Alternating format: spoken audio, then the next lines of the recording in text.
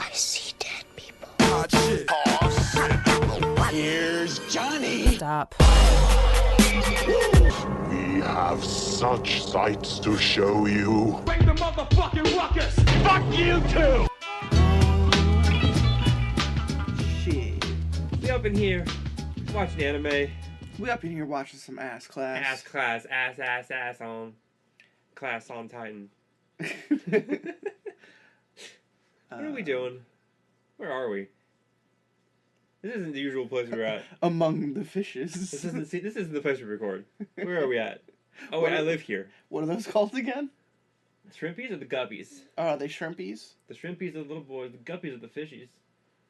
Shrimpies and guppies up in here, folks. In my dungeon, my man cave. I did describe this as your man cave. To Alley Cat. And she then proceeded to explain to me that I will not be receiving a man cave. I get one room to do whatever I want with, and I'm going to use this part of your room as a template.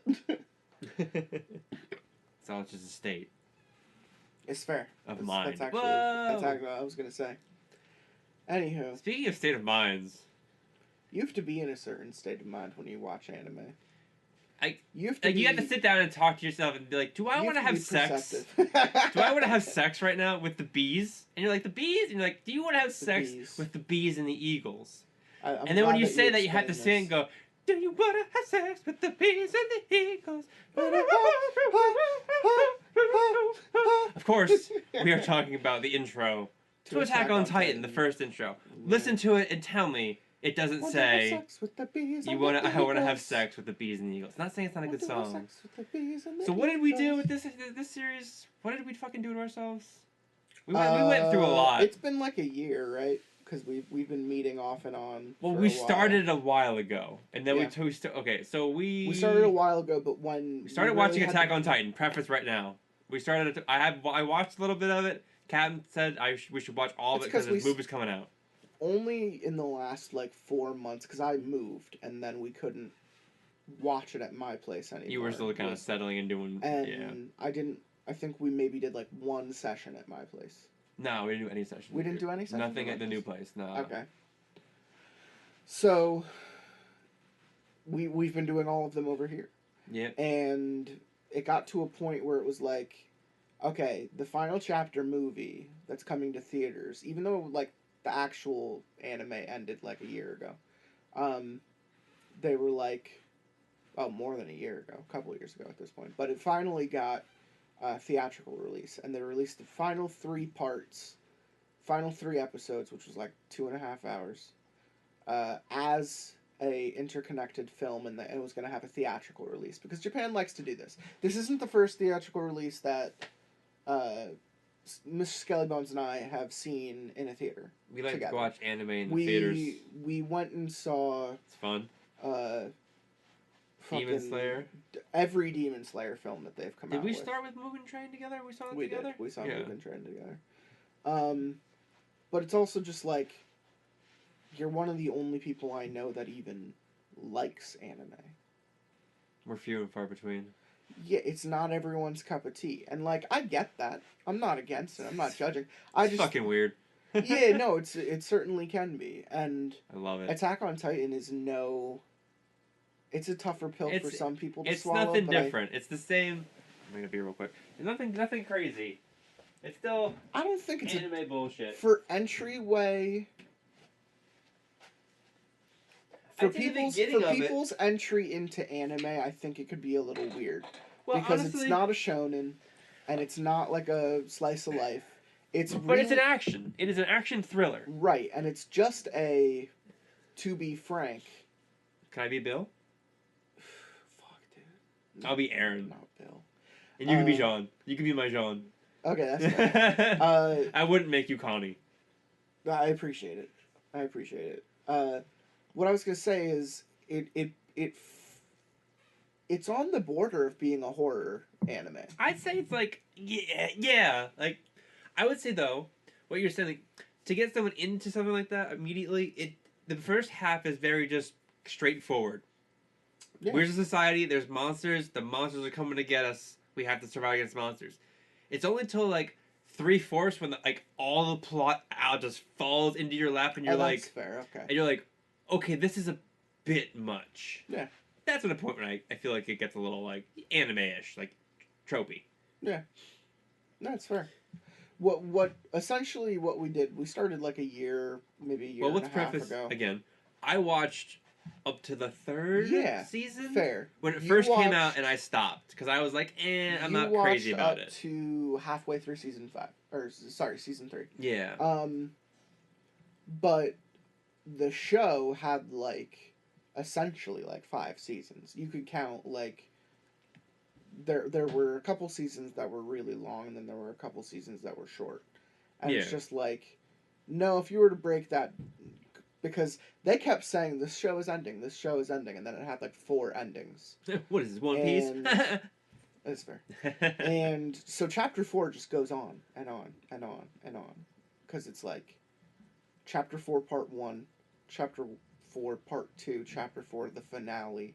And then the finale is cut into 2 parts. So it's Electric just like Boogaloo. It's just a lot. And SkellyBones and I like to watch anime. We like to hang out. We watch things together. And at one point when we were playing through like Dead Space. Yeah, I think we talked about it in Dead Space playthrough.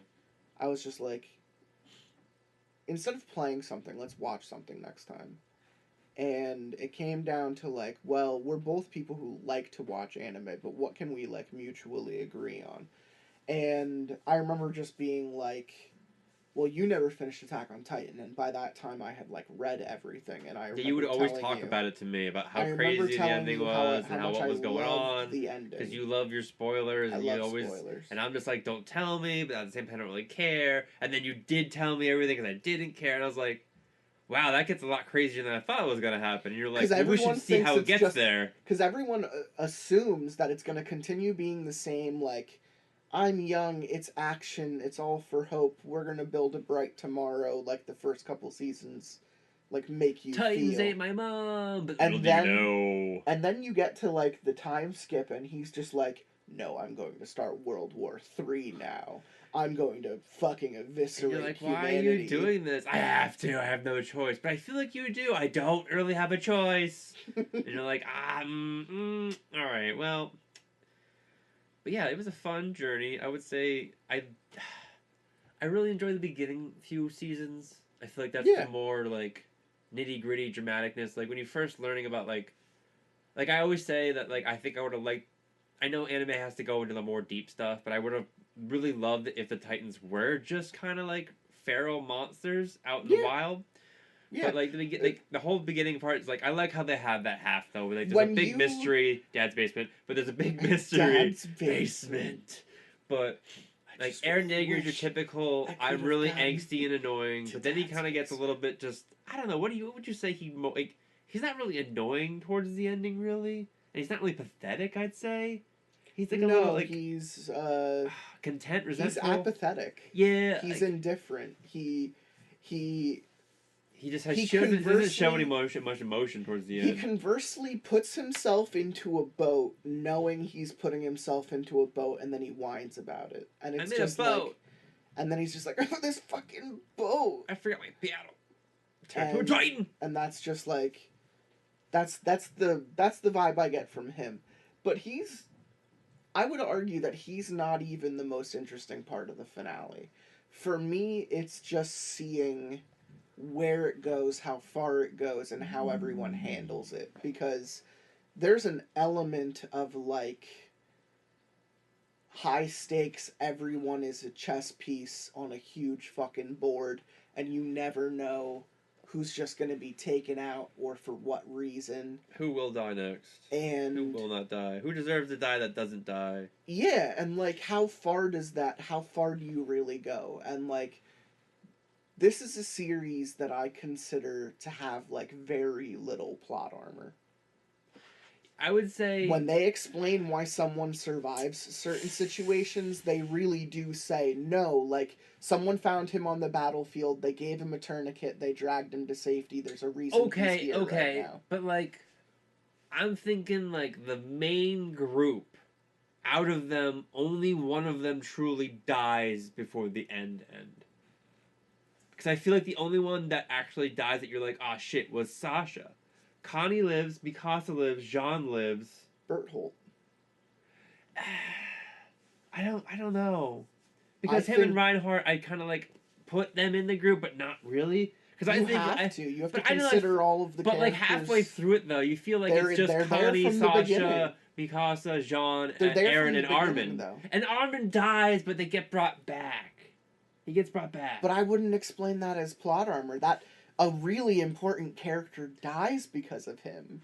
Like, we lose Erwin. That's like a big that's a big plot in the anime of like why they pick. In the first season, but he doesn't hit character stride until like season 2 and 3. So like once he sees the future, or before he sees the future, like when no, he gets no, the no. medal? I said Erwin. Oh. I say, in my head, Hanj.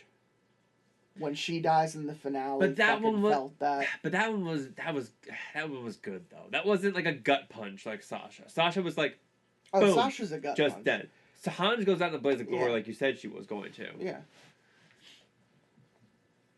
I don't know. I'm when I say that it's an anime that doesn't have plot armor, I'm looking at like other anime where it's like Goku's come back how many times? Well, I mean, to be fair, he stays an angel for like he stays Naruto dead for a while. Constantly runs up a hill. Oh, I don't know too much about Naruto, but Luffy dies. Luffy dies like cheats death so many times. Okay, those are shonens though. Would you consider Attack on Titan shonen? No. No. Okay. It doesn't have the kind of meta awareness we're a shonen aspect of it. I don't know. If it knows it's a horse, it starts to act more like a horse, I guess is what I'm saying. Yeah, I can kind of see what you mean. I don't know. I do feel like there was a point, like, I think after I think it parodies. Well, I feel like at one point it shifts. Like, after the beginning... It totally does. After the beginning, you're like, oh... Aaron's dead, and then he's he's not dead. And then you're like, okay, hold on. They're going to do rug pulls this entire time. No, that's immediately why I said they parody a shonen, because the first 2 or 3 episodes are like, we're filled with hope. We're going to bring a bright tomorrow. And then he fucking dies. And I feel like everyone else in the vicinity has no safety, but like a few select people. Like anyone else, you're like, oh, this nice guy who helped us out, dead by a Titan. Or like, oh, this little child that someone saved, shot in the head. And you're like, well, yeah. And then at the end, you're like, oh, well, like 70, like 80% of the world is actually just gone. But you don't really. I feel like it doesn't sink in. It doesn't. You're not shown it, so it doesn't. Like you just see Titans destroying things, and then at one point it's just a desolate area. And you're like, 80% of all life on the planet has been dead. And you're like, what? There's no sequence where they return home, and the entire like way home, they're just looking at like a flattened pancake of a country where like a single deer runs through. I would say that's like one desert. thing at the end I didn't like was that part where like you didn't really see the devastation of the rumbling. I was waiting for the rumbling for so long, and they talked about the fucking rumbling happens. for so goddamn long. You can't say it didn't happen. No, of course. You're just saying you don't see the outcome of how it rocks the world. The impact of it wasn't more than I wanted it to be. Like, it's a catastrophe. It's world ending. It should feel like it. It just felt like a bunch of guys going stomp, stomp, stomp, stomp, stomp across the ocean. We're swimming in the ocean, which I hated. I wanted them to walk on the ocean fucking floor so badly. Agree. But they had these big old... I forgot that was a thing. And, like, they're just going, like, I'm so dummy thick, my ass cheeks... You know, I think there should have been an ass cheek Titan that his butt cheeks were too fucking dummy thick that it critted like sonic booms. Because... Can we talk about some of these Titans real quick, please? Sure. This is anime podcast now. Sure. The Attack Titan. Yeah. I was like, whatever. He's good at combat, sure, okay. And then the whole seeing the future thing went a little too much. I was like, okay, I get it. They have to do it. It's fine. Female Titan. For the first half, 3/4 of the anime, it's just a female fucking Titan that has good hardening powers. Then at the end, they're like, actually, she can adapt powers and take from other Titans and use whatever power the fuck she wants. And you're like, since when? And they're like, well, we have to give Annie something.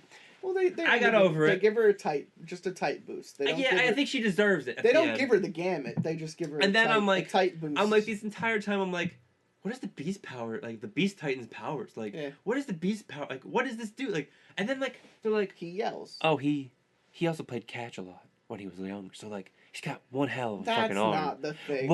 One fucking hell of a goddamn arm. The thing is his spinal fluid. That's where they save it. That's what I'm saying. They didn't let a retcon, not retcon, but they like save their button. Like actually, this is what's going on. Before we even get to fucking Camel, before we even get to cart, Camel. You know, as much as I absolutely hate it, whenever she was on screen, one of the most useful fucking Titan, and all she did was run on all fours, and that's all she fucking did. And then, but she could also be in form for the longest, I think, right? Yeah, remember she pops like out at the end. 3 months or something like that. Just keeps going bam, bam, bam, bam, bam. She has the most stamina out of all of them because she's a donkey. Okay, so we got through attack, female, beast, colossal. What was I talking about? Oh yeah, colossal. This thing is this fucking thing is an atom bomb. Yeah, it is a goddamn atom bomb. It's always been a heavy-handed fucking allegory for Japan. Yeah, but it's just like there's times just like, could they just ended everything in like a second by doing just one of them? Like, do you, Aaron? Do you have to kill the whole world? Can't you just? You would think that. Well, I know. I guess it's like a cop out. You can't just do that. The reason they didn't do it from the beginning is because they needed to find the Founder Titan. They weren't trying. They were trying to. Yeah, they weren't just trying. They weren't trying to start a war. Yeah, they weren't yeah. trying to nuke it.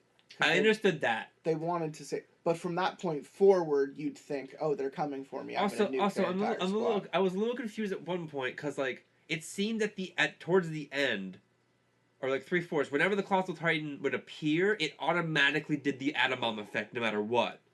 So in the beginning, when it just shows up and then just stands on the wall, I was like, well, you could tell that that's something they changed along the way. Yeah, I know. They also made it sound. No. They made it sound like he can control his heat too.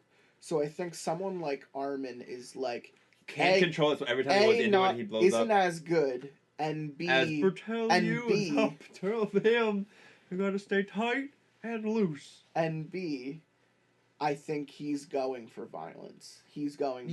No, I got over that. He's going for speed. I got over it because you can't just use that every time.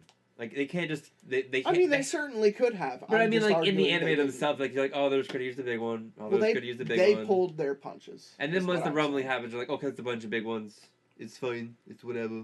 I have great Titans. Our Titans are the best. That's what I mean. Like he weaponizes it. There's a reason. Jaw, I felt was fun. I mean, once you get over Ymir, because Ymir just had a big old head. Yeah. And then once you get into actual, who was it? The brothers, like Porco, not Porco. Porco. Yeah. Was it Hole? Pock? Pock was the young one? No, Pock was. I forget their names already.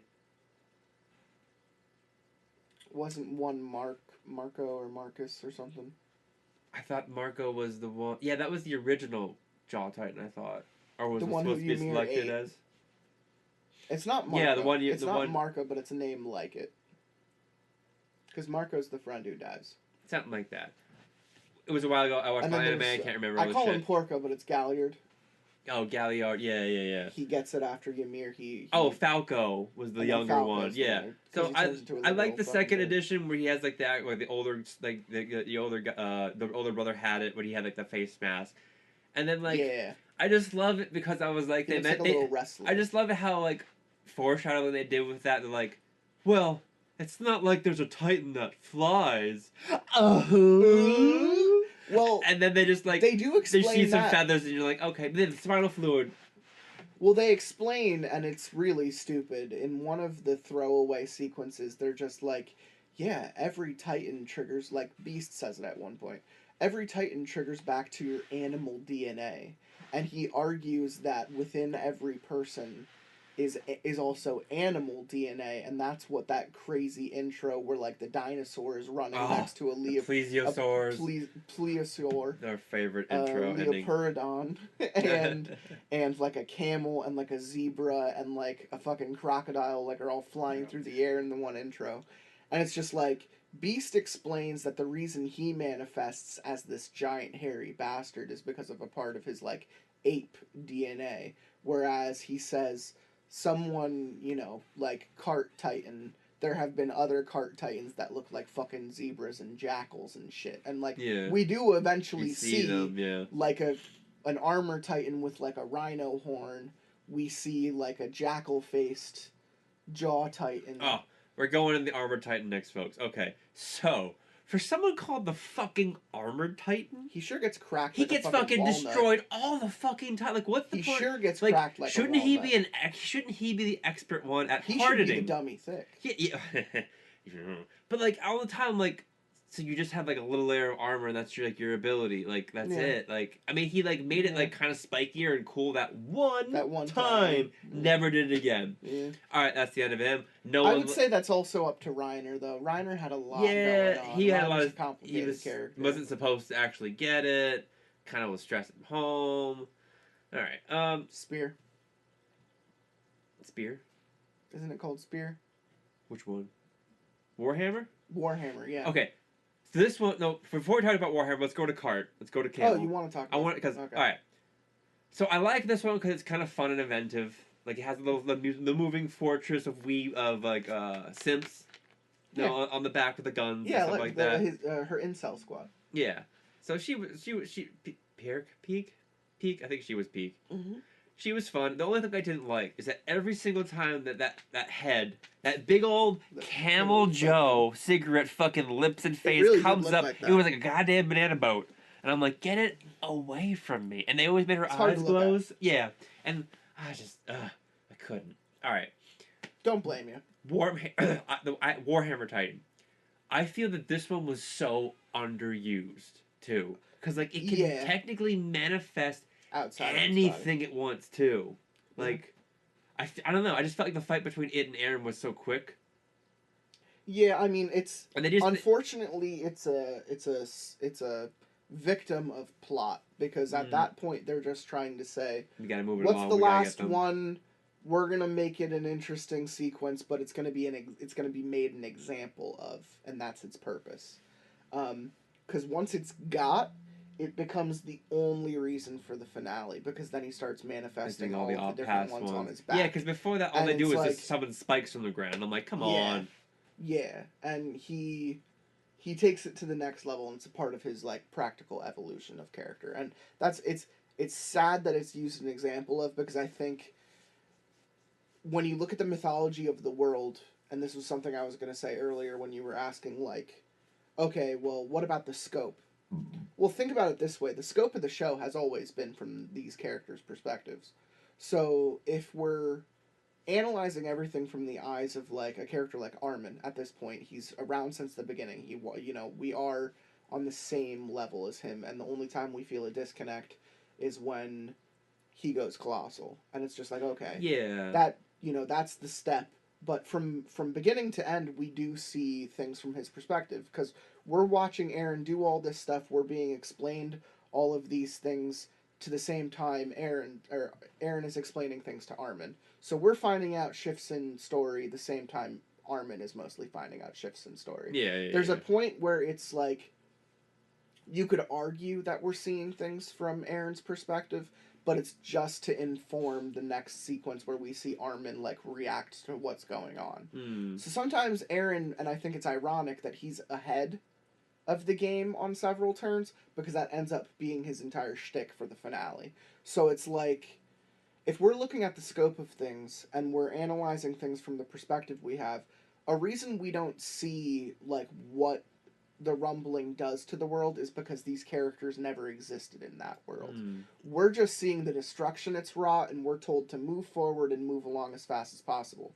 When it comes to a character like Warhammer Titan, like I said, it's used as an example because no one even in this world has seen the last time the Warhammer Titan popped off. Yeah, there's just been kind of like, it's there. Their entire family, they have it, but their entire family's lie was down to the fact that the Warhammer was the only Titan to defect after the founder bailed.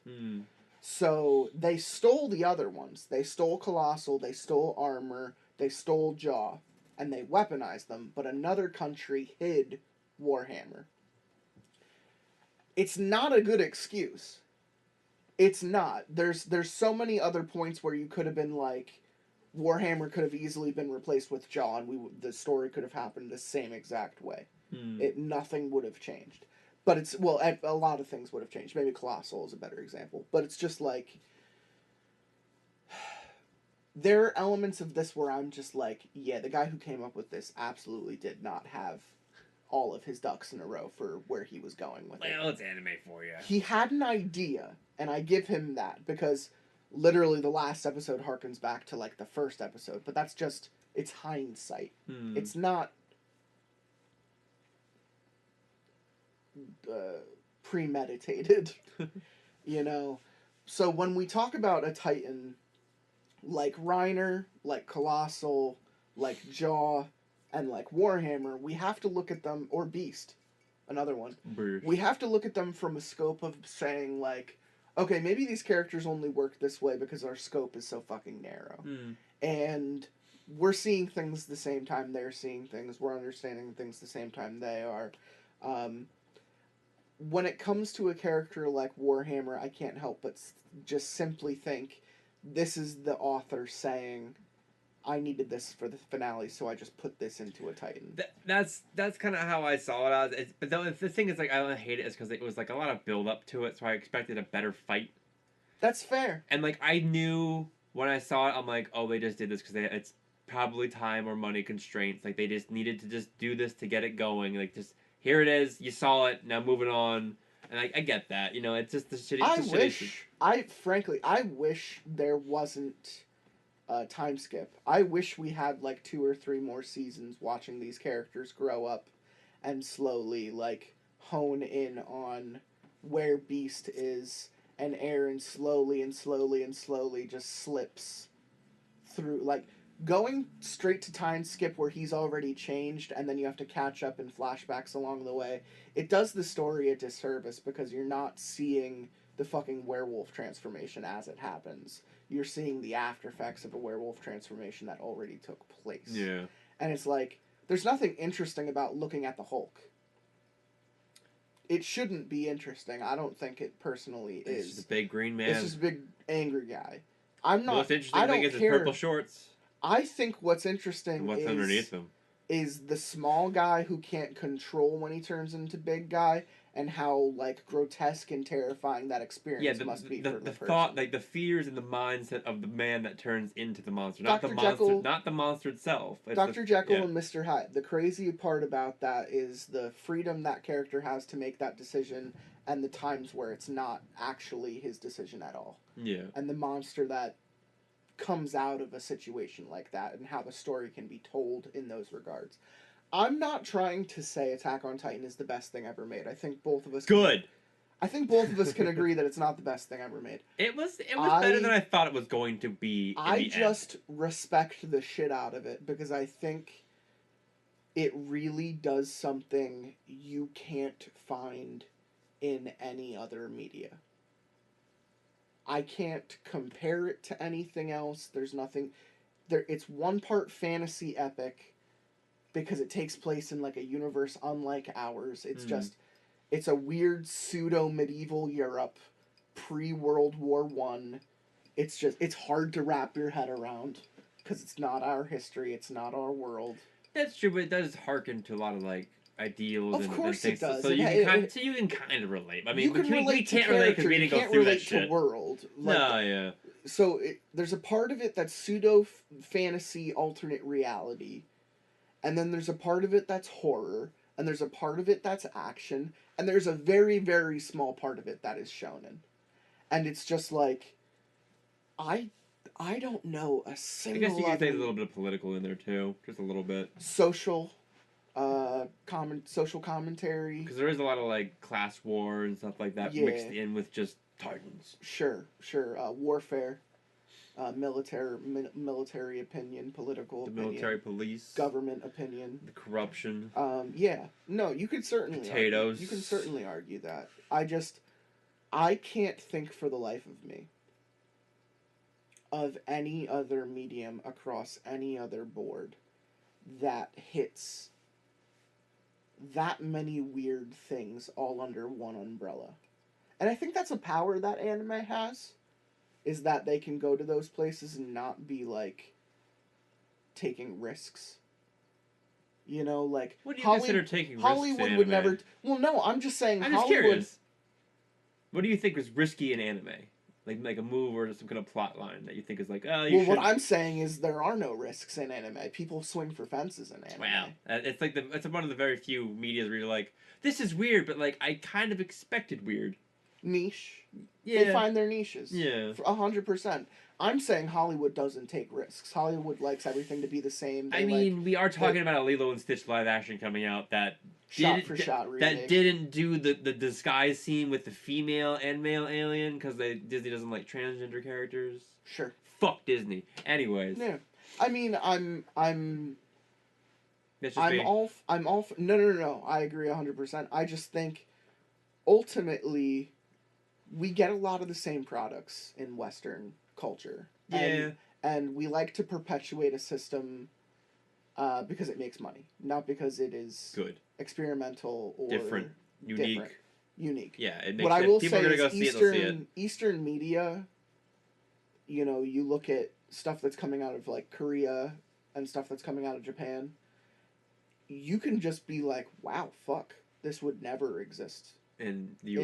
In our and when the US sees something work over there, they go, fuck, we gotta get some of that, we gotta be like that, and then they try to do adaptations of it, and they mostly fucking suck.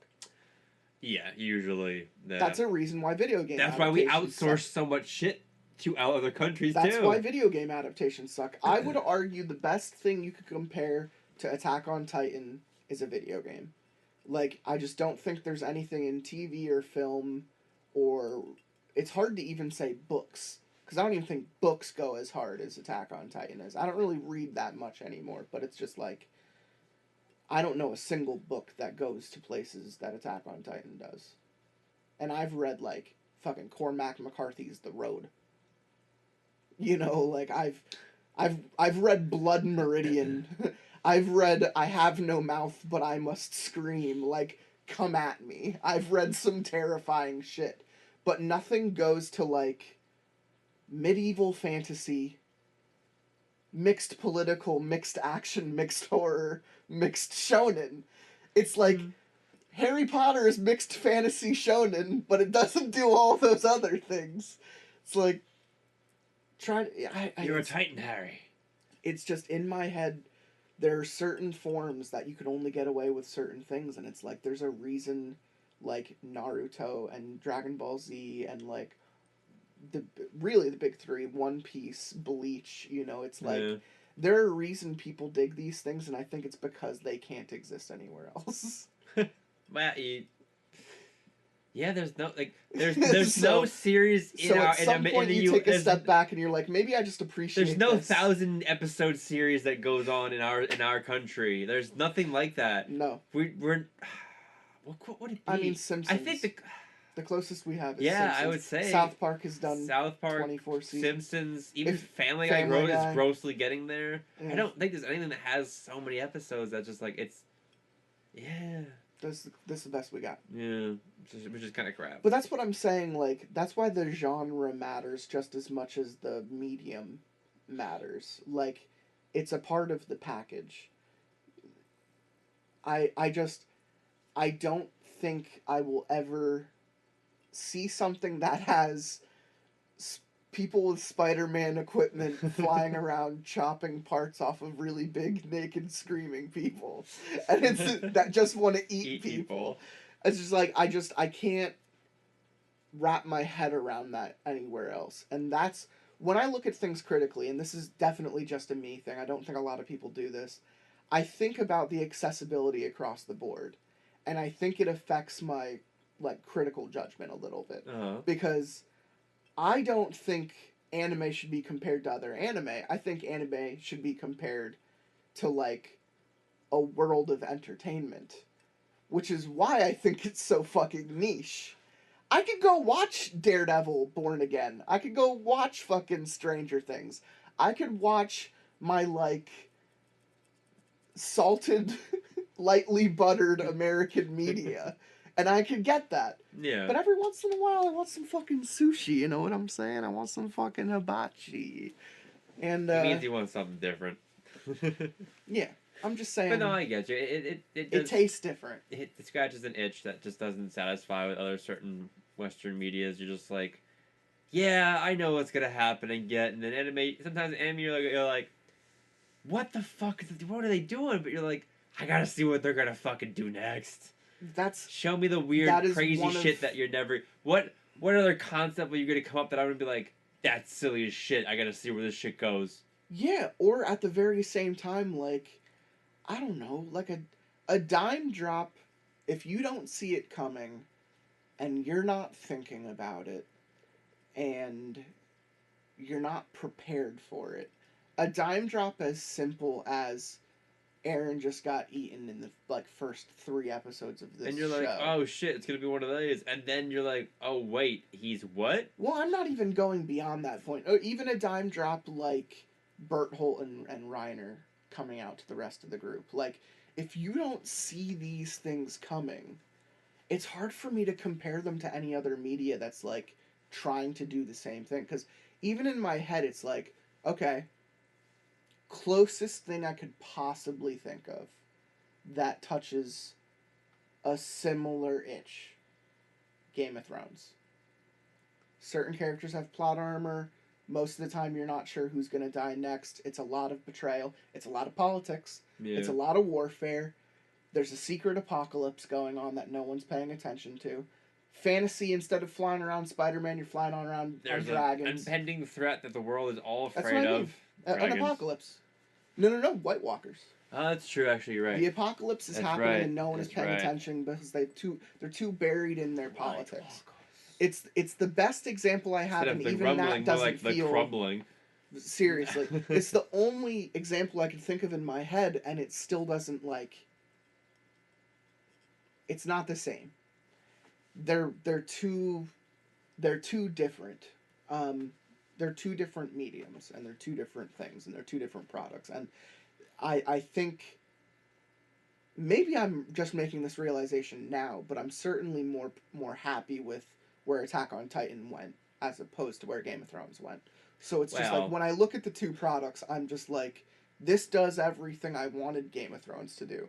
I wanted there to be an apocalypse that wipes out 80% of humanity, because that's what you've been promising for 4 seconds. Yeah, like, just give me what I... And, like, that's why, like... I wouldn't say I was, like, blown away or, like, this is the greatest thing I know, but I was like, okay, you gave me what you told me you were going to give, and I'm, like, I'm satisfied. I'm not super disappointed. I'm not, like... And, like I said, like you said, it's nothing crazy, but it's also, like, you did this anime pretty well, and that's honestly, unfortunately, pretty hard to do in this society and world we live in. Like, like most animes won't even get past 12 episodes. Yeah, some animes are going on so long that it's just like, oh, it's just that show that you put on. It's like Wheel. You know, Granddad puts Wheel on, and in America, Granddad puts on Detective Conan in fucking Japan. I don't know. Yeah. One Piece or Goku. Or that one with the blue cat. I don't remember the name. Yeah, I don't either. Shows how much I know anyway. But yeah, it's just like, Attack on Titan will always hold a place in like the Western culture of like, because I remember when it first was coming out, the craze, it was everywhere. Yeah, everywhere was like Attack on Titan. Plushies here, swords here. The release manga of this everywhere. in theater was so successful across the board that it rivaled the Demon Slayer, you know. Oh yeah, I think it was even more popular than Demon Slayer. It probably was. I think it was like taking like, I remember when like the first, I think it was like, was it the 3rd season or something, was like delayed like a year or something like that, and people were going nuts. They're like, you have to wait a whole year for this, and people are like, you wait longer for other bullshit. Yeah. I think if I were to just say, you know, one of the other things that stands out to me the most, I would just say the visceral, like, brutality of it. I don't think... There's a reason I say this is an entry anime for some people, but they have to be interested in, like, horror and action. I think I've had this conversation with you before. I think there are deeply unsettling moments in Attack on Titan. Do you believe... Okay, so I'm in this mindset. Like, do you think it was more violent in the first few seasons compared to the end? No, I think it carries a baton fucking throughout the entire series. I feel like it was more visceral the first 2 seasons when you're first getting introduced to the Titans and well, learning you're just about growing them. a tolerance to seeing all the violence. Yeah, but I feel like towards the end it was a lot of just like stomping and you didn't see anything, or like shooting with guns. Well, the first, yeah, I mean, you're not wrong. I'm not blaming the series for that. No, you're not wrong. My opinion is just the first time I saw an episode like where Aaron is apologizing to the little kid who almost got his hand chopped off for stealing from Sasha. He's sitting there crying and he's apologizing to him, and you're confused as to why, because you see this first and you're like, what's going on? And then the rumbling happens and you watch him and his little brother get fucking stepped on and they're left like a fucking Rorschach blotch on the pavement. Yeah, you're like... That, for me, is like just as bad as some of the earlier moments in the series. So, like, I really do think, I think there are gaps. Oh, yeah. When I say that it's tossing a baton, I mean, you get your new recruits getting slaughtered. You get your families getting run down, your cities getting run down, your buildings getting run down. You get your personal betrayals, you get some stuff like that. But then you get Beast, who, like, wipes out all the scouts. Only, like, 17 are left when he's done with them. And then you get the rumbling, and it's just like, in my head, there are these big moments where they're just constantly tossing the baton. And you're right, I think we're sanitized a little bit to what the final season tries to do, because it feels more like war. I just feel it doesn't like... feel as personal like we anymore. talked about before, I think it was like a time restraint. Like, in the beginning, they were, like, probably not as worn out, really psyched about this. Like, the blood effects and the gore was, like, spot on, animated-wise. Well, it's and they also had the time and budget, perhaps. It's the type of the warfare, though, too.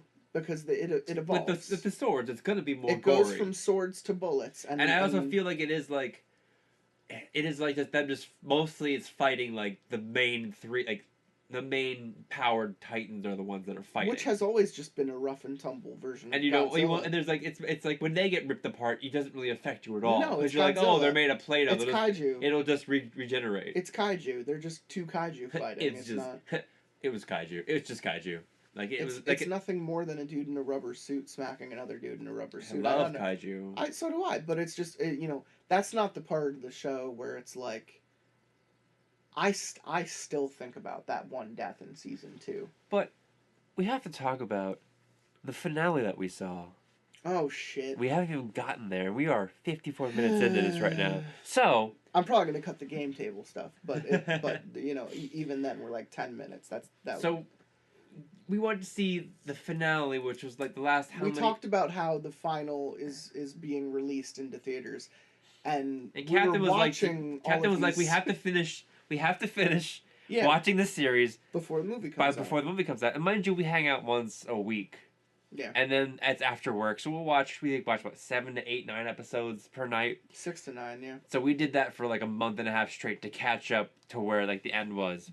And Captain said he had a little journey for him. He's like, how would you feel about we could just see this 20 minutes away from where we live. Experience.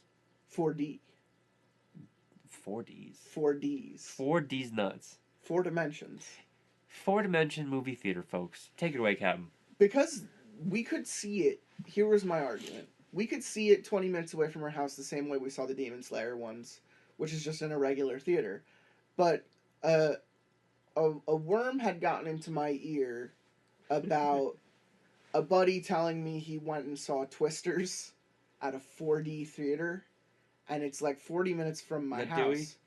No. It was just a completely different. It was Mark Rooster. Oh, okay. Mark Rooster and one of his buddies went and saw Twisters at the 4D, and I was like, how was that? Did you get tossed around a little bit? And they were like, oh yeah, like it's the perfect movie to see because they strobe lights, they do mist, they do wind, they do rain. You're basically just sitting there, getting thrown around the entire time. And I laughed because I've been to theme parks. I like theme parks. You guys know this. Like there's an aspect of that I'm like, that sounds really funny and interesting.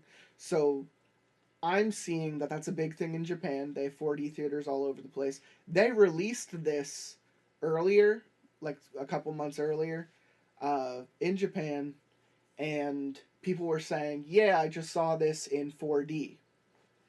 And I saw it all over Reddit, and, people were just like, I hope it comes to the States in 4D. I hope wherever they have those. And I remember seeing Zombieland 2 in 4D. We talk about it on the show because we had recorded the day or so after. Me and my brothers, Spum and Cum, when we went to California, we saw a 4D theater in the Chinese TCL, and we saw Zombieland 2, and it definitely bumped us around, and it shot out smells, and it had wind, and it had blood splatter, and they even had scenes filmed for 4D theaters where, like, Jesse Eisenberg would be like, hey, you guys are going to be able, if you're sitting in a 4D theater, this one's for you, and they'd, like, pump a smell of something that was happening into the audience. This one's for you. Basically. Thanks, Jesse Eisenberg. You're my favorite. Woody Harrelson. And so, I had expectations. I knew where they were. And I asked Mr. SkellyBones if he would be okay with something like that. And he said, fuck it, let's do it. Let's be the most extra we can. I was like, why not? You only live once. I've never done this before. It's going to be an experience. The captain's the only person that would actually ask me to do this. Yeah. So I was like, fuck it, I'll experience it. It's right up my alley of something crazy that I would... Now, mind you, we're driving... Okay, so we had to drive, like... 45 minutes. 45 minutes after work. It wasn't too bad. We had plenty of time. But on the way down, I was like, so, like, you've done these things before, right? He's like, yeah, you know. One. I did one. It wasn't too bad. I did one. And I'm like, oh, okay. Bad. Like, I'm like, I was just worried that, like, you know, they're going to be jumbling around. I'm not going to be able to read the subtitles or anything. He's like, don't worry. It won't be that bad. Famous last words. I will admit, I got a little anxious about it because in my head I was saying, I'm going to eat dinner before I leave for this drive because I don't want to get there and be starving. I also don't want to go like an hour and a half after work without having eaten anything. Of course. I'm very specific about when I like to get my food, so I eat dinner before I leave work. We got there in 15 minutes. I get a popcorn, I get a soda, I have candy in my pocket. I sit down.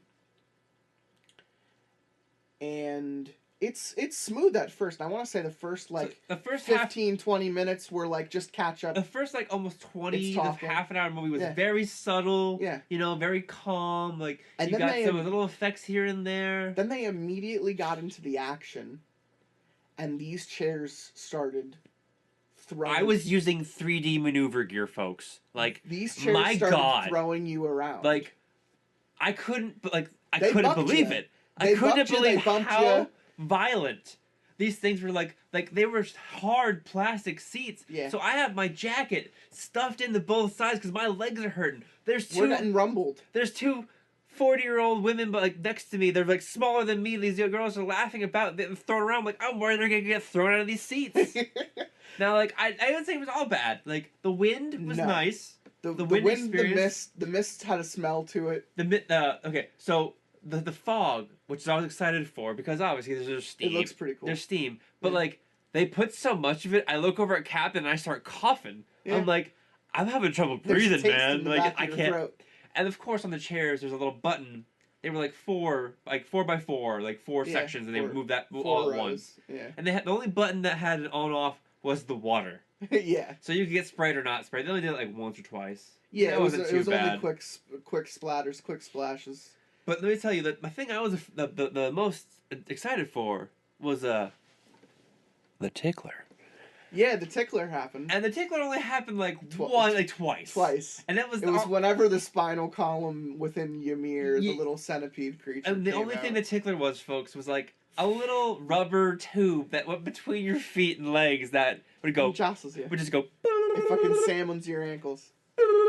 It's kind of like catch you by surprise. No, it's great. And then I wanted more. The tickler is used on every Disney and on every Disney attraction, on every Universal simulated attraction, the tickler is used. And so, like, another thing was that they did like little puffs of air behind you, like whenever the gas tanks would go, or when someone would shoot. 3D maneuver gear, and like cannons. That's cute and all, but the fact of the matter was, so one, you're getting jumbled left and right like a fucking point, like. The closest thing I could say is like a roller coaster simulator. It's really the best thing I can say. It's rocking you back and forth. Go to a Dave and Buster's, go to a Chuck E. Cheese, go to any of these types of places. Go to your local mall if they have an arcade that has one of these things. Go in one of those ones where they tip you up and back, left and right, and then try sitting in that for 2.5 hours to watch Attack on Titan. While they're shooting puffs of air and water, at your neck and face. and so fog, if you look just the wrong way, strobe lights. the puff of air will hit you in the face, and it hit me twice. I was like, now, and it just blows you out of the fucking air. Here is what hit me the most. Unfortunately, I didn't remember. I don't know why. It was in the back of my mind. I didn't think I was going to get jostled around that much. I didn't think it was going to be a factor. But I had not put together how reading, while being moved around this much, was motion sickness, was going to make me feel. Because when I go to rides in Disney, there aren't subtitles. I'm focusing on the center of the screen because it's the only thing to offset the weird kind of inertia my body is feeling, so you don't get motion sick. And I used to be motion sick as a kid. I have visual problems, so I get motion sick very easy. My body moves in a weird way. Even on flights, like I can't read a book, I can't read my phone. I literally just force myself to go to sleep, and I just listen to music because I can't look at things. Don't look at me. I'm in a car. I can't read. I get sick reading in a car. So I sit down in this thing and it starts moving like a roller coaster simulator. About 45 minutes in, I'd say that's almost an hour. Okay, so an hour in on something that's 2 hours and 20 minutes, I start to feel a rumbling. not the Titan rumbling. I start to feel a rumbling in my tum-tum. And immediately I think, fuck, I should have, like, brought Tums or something. Like, it's probably my dinner. Like, no. It was the effect of sitting in this chair and trying to read something after having just eaten something, after drinking soda and eating popcorn, and just being it was the entire thing. It was being in that situation, being in that chair, being jostled around, being told to read on, like, a full stomach of sugar and snacks. And I just, like, I was like, fuck, I don't even go on teacups after eating at Disney because I can't be spun after eating something. That makes sense, yeah. And it's just like... You don't want to sandlot this shit. But then I sat in it and I said, but I'm enjoying myself, so I don't want to miss the movie. So the first thing I did was I went up and I tried to go take a shit. Because first off, folks, let me tell you, these seats don't stop moving. No, never. Unless that's a scene. I had to wait for a dialogue He had scene. to pick his moment precisely. And Cap has bad ankles, folks. Luckily, I had seen this when it was being released episodically, like 4 or 5 years ago. So in my head, I was like, okay, I know the next lull is coming up in like 20 minutes. I just got to make it to the next lull. And then I would be like, okay, I'm going to wait for this action sequence to end. And I just kept doing that because I also feel like it might have been the strobe, too. The strobe was a little... the strobe lights were a little much sometimes. There were moments where the Titans would bite their fingers and go off, and it would strobe the audience, and I was just like... I looked away every time because it was too much. You're already visually blasting me. I did not need that on top of what I was feeling. So the first time I tried to go take a shit. It didn't take. It didn't work. It was not me needing to take a shit. I knew it the minute I sat down because I was like, oh, I'm sitting and I'm not moving. This feels great. And I fucking wish there were, like... I don't know. There were, but they were taken. I wish there were seats, like, next to, like, handicap seats. Where it's, like, an in case of emergency seat. Mm-hmm. I would have been like, hey, dude, would you mind, like, going back a row so we could sit in, like, a handicap seat? Because I can't handle all this movement anymore. But instead, I just kind of... I didn't want to ruin the experience for SkellyBones. I kept, like, apologizing, and I was just like, I'm sorry, I gotta go. And I got up maybe 3 or 4 times because it just kept rocking me. Every time I sat down, I was like, oh, this is another lull. It would ramp right back up into an action scene. That was one of the worst parts, was that, like, it would be violent, shaking, and then it goes to, like, 5 to 10 minutes of nothing. Story calmness, and you would relax your body, and then bam, they would just throw you right back into fucking throwing. You had to tense your body to, like, not get thrown around. The rumbling is like from that point forward, they're just like, fuck it, we're finishing this thing. So it's almost like a really off and on, like, 45 minutes of, like, hard sequence talk, hard sequence flashback, hard sequence dialogue. Yeah, it was hard it sequence. Was they're rough. meeting in the paths. They're talking. Going, in the not paths. going. Moving, not moving. Shaking, not shaking. And I just remember being like, standing makes me feel better. I can go to an angle where the strobe doesn't hit me as hard. If I stand, I could stabilize. It'll help my stomach feel better. It'll make my legs feel better. I'm going to go stand off to the side. So I think for like the entire ending, like 20 to 30 minutes of the rumbling of the fight, I was just standing off to the side in the theater. And I came back for the last like 15, 20 minutes. Yeah. But it was mostly... It was the motion and the duration. I think those are the two things that comes down to. It was the too most. long of a movie for It was that kind of too long of a- experience. I It think was the like it was like reason 2 hours. And we like agreed- 15 or something. We agreed that this would have been better for Captain America, which was coming out the week after. And I was like, because Marvel movies are like, you get a sequence, then you sit for a half hour. Then you Yeah. get a sequence, then you sit for a half an hour. Then you get a finale. And I'm like, and it's a tight 70 or 80 minutes. Yeah, it's not like This an hour and a half. was- It's not even. This was 240 minutes. Oh yeah, that's right. It was like almost 3 hours long. And it's just like at one point you're just like, No, oh my that- god, you just That was too long. 60, racing. 60, and then 20, so... It's at least one- 2.5, wasn't it? One... Yeah, that's why I'm saying 60, 60, and then 20. So it was 140 minutes. So still, it's just like... too much. And the roller coaster movement, like, I can't... You're telling me to sit on a roller coaster and read a book while watching a movie. I can't do all those It things was a at little once. rough sometimes. I can't Trying do to all read the those titles things at and once. just trying to focus on things I could happening. see why Twisters would have been the optimal showcase for this. Because you have 45 minutes of talking, then a sequence where they hit you with a twister. Then you have another 20 minutes of talking, then there's a 10-minute sequence where they hit you with a twister. And then they let all the sequences go off. They're like, oh, this one's rain, this one's fire, this one's lightning, this one has two twisters instead of one, and we're going to hit you with fans on both sides instead of just one. It's just like, I could see that working. And then I'm just like, Attack on Titan was too much to watch that in. It was a lot. Like we're only in our early 30s, and it was, my god, like I felt like I should have had whip.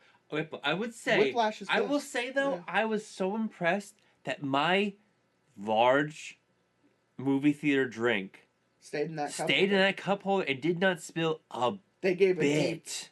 They give My a deep. god, I was like, this must be some kind of like gyro synchro thing. I was so No, that was it's the most just- impressive thing. Although I It's had to just hold a very on. deep hold. I had to hold on to my buncher crunch for the fucking dear life of me. Yes. It was gonna You go had to all be over. very systematic. I had like sour Skittles or something with me. I was like, I had to be very careful about what times I was choosing to eat because I ate all my popcorn. I said during- you ate all your first- popcorn during the slow sequence. during the slow sequence Yeah. at the beginning where they're just amping up to the first fight scene, and it's just like, okay.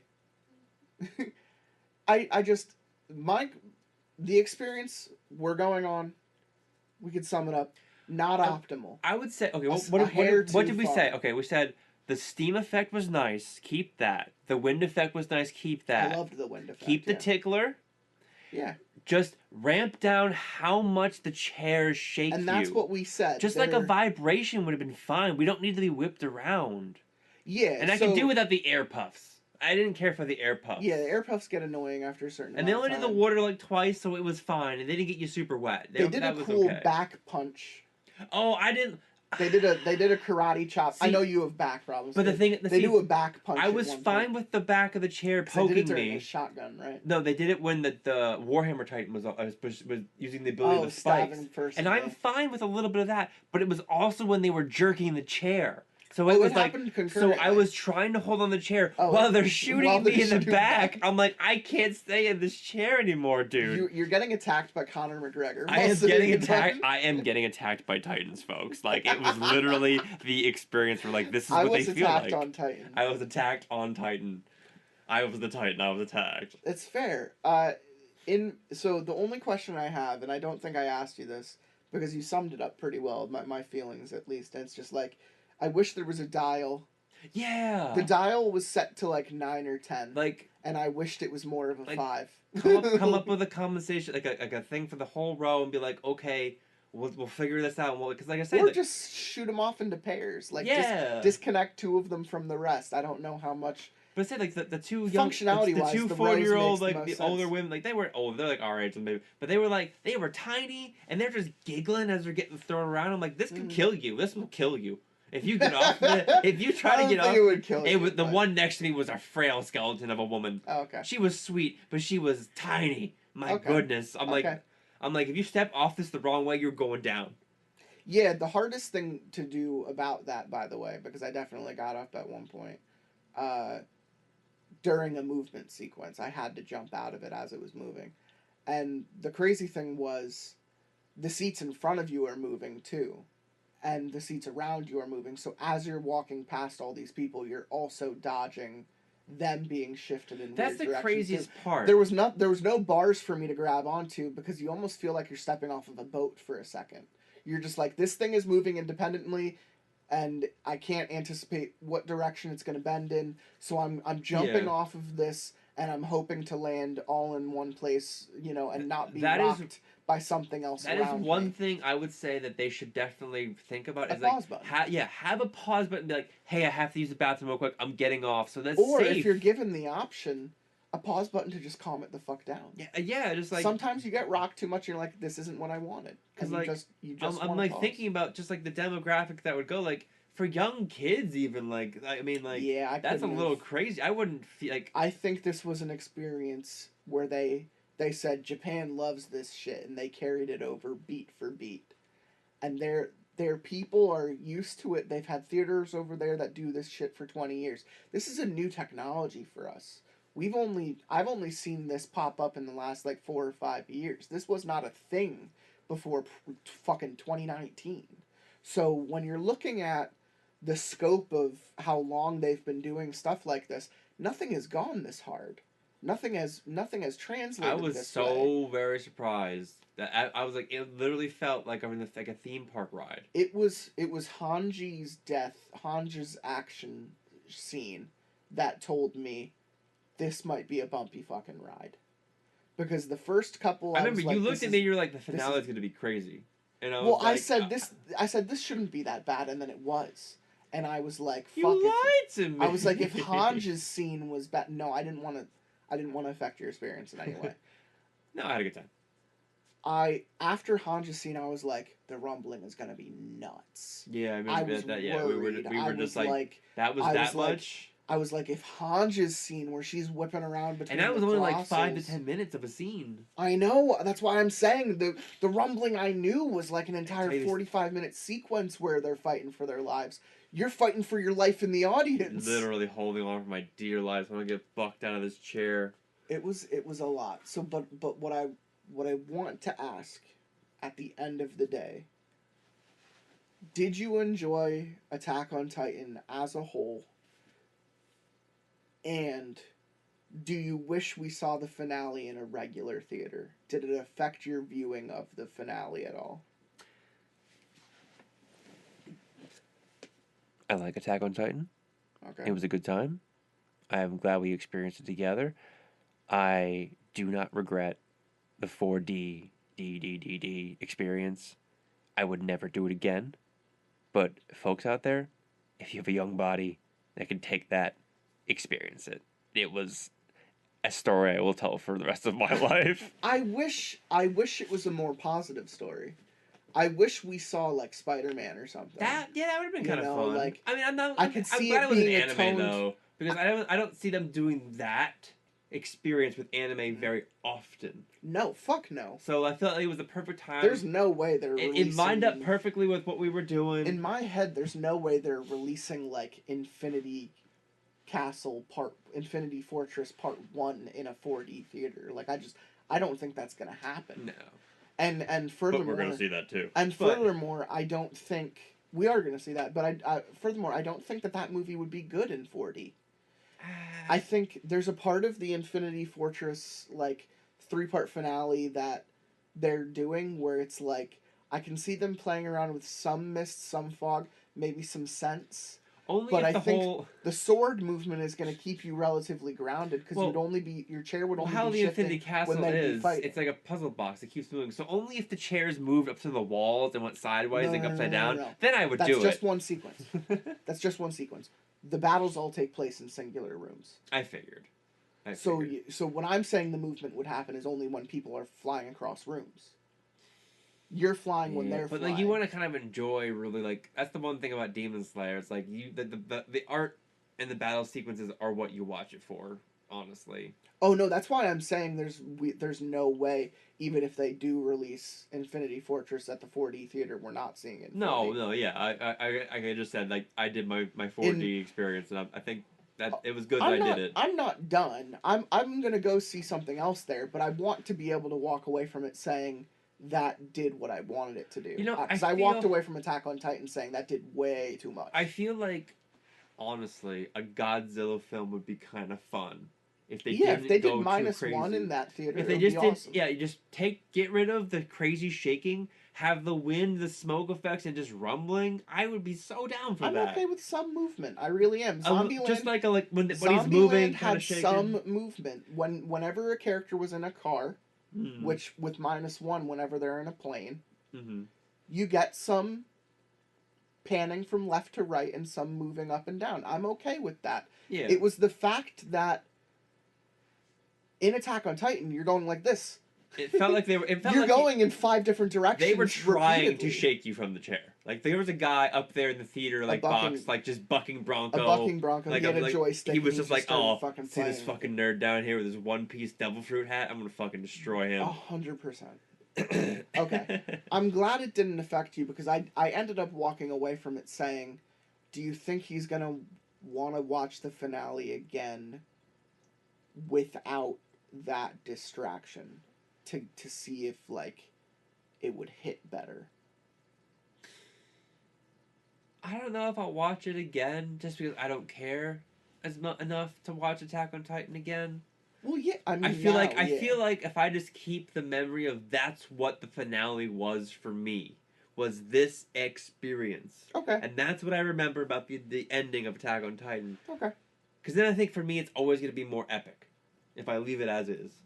Yeah. If I just sit down and watch it and go, ridiculous cool, I just sat here on my couch, high as shit for 2.5 hours and watched Attack on Titan. And I'd be like, wasn't as good as... I probably would retain more, I bet you. Well, that's what I would retain more, but I basically... what do you need to know? No. I will also say I probably took some bullshit with the paths and crossroads. I took like a 10 milligram edible before jumping in there too, which also didn't help. See, I took a 25 milligram edible, and it absolutely heightened my experience. Oh, okay. But then again, I do more than you currently. I think tolerance-wise, I think. Oh, you definitely do. I think there's a part of me that says, if I'm on an edible, and I've realized this slowly over time. This is my tolerance talking, folks. If I do an edible, I need downtime. Understandable. I can't do an edible and be inactive, and then like. Or no, I mean you can't just take somebody and go, all right, I'm gonna put you in a paint shaker real quick. Yeah, I mean a resting heart rate. Okay, yeah. So fair. What I will say is I can do an edible and go to Disney, and it's because I know between each ride I have a half hour to 45-minute. You know when things are gonna start again, and I have anticipation. I have anticipation. It lets me go there. It lets the action rise with the experience. I go, I'm getting on a roller coaster, and I know exactly what's about to happen, and I'm able to enjoy it because I'm aware of it.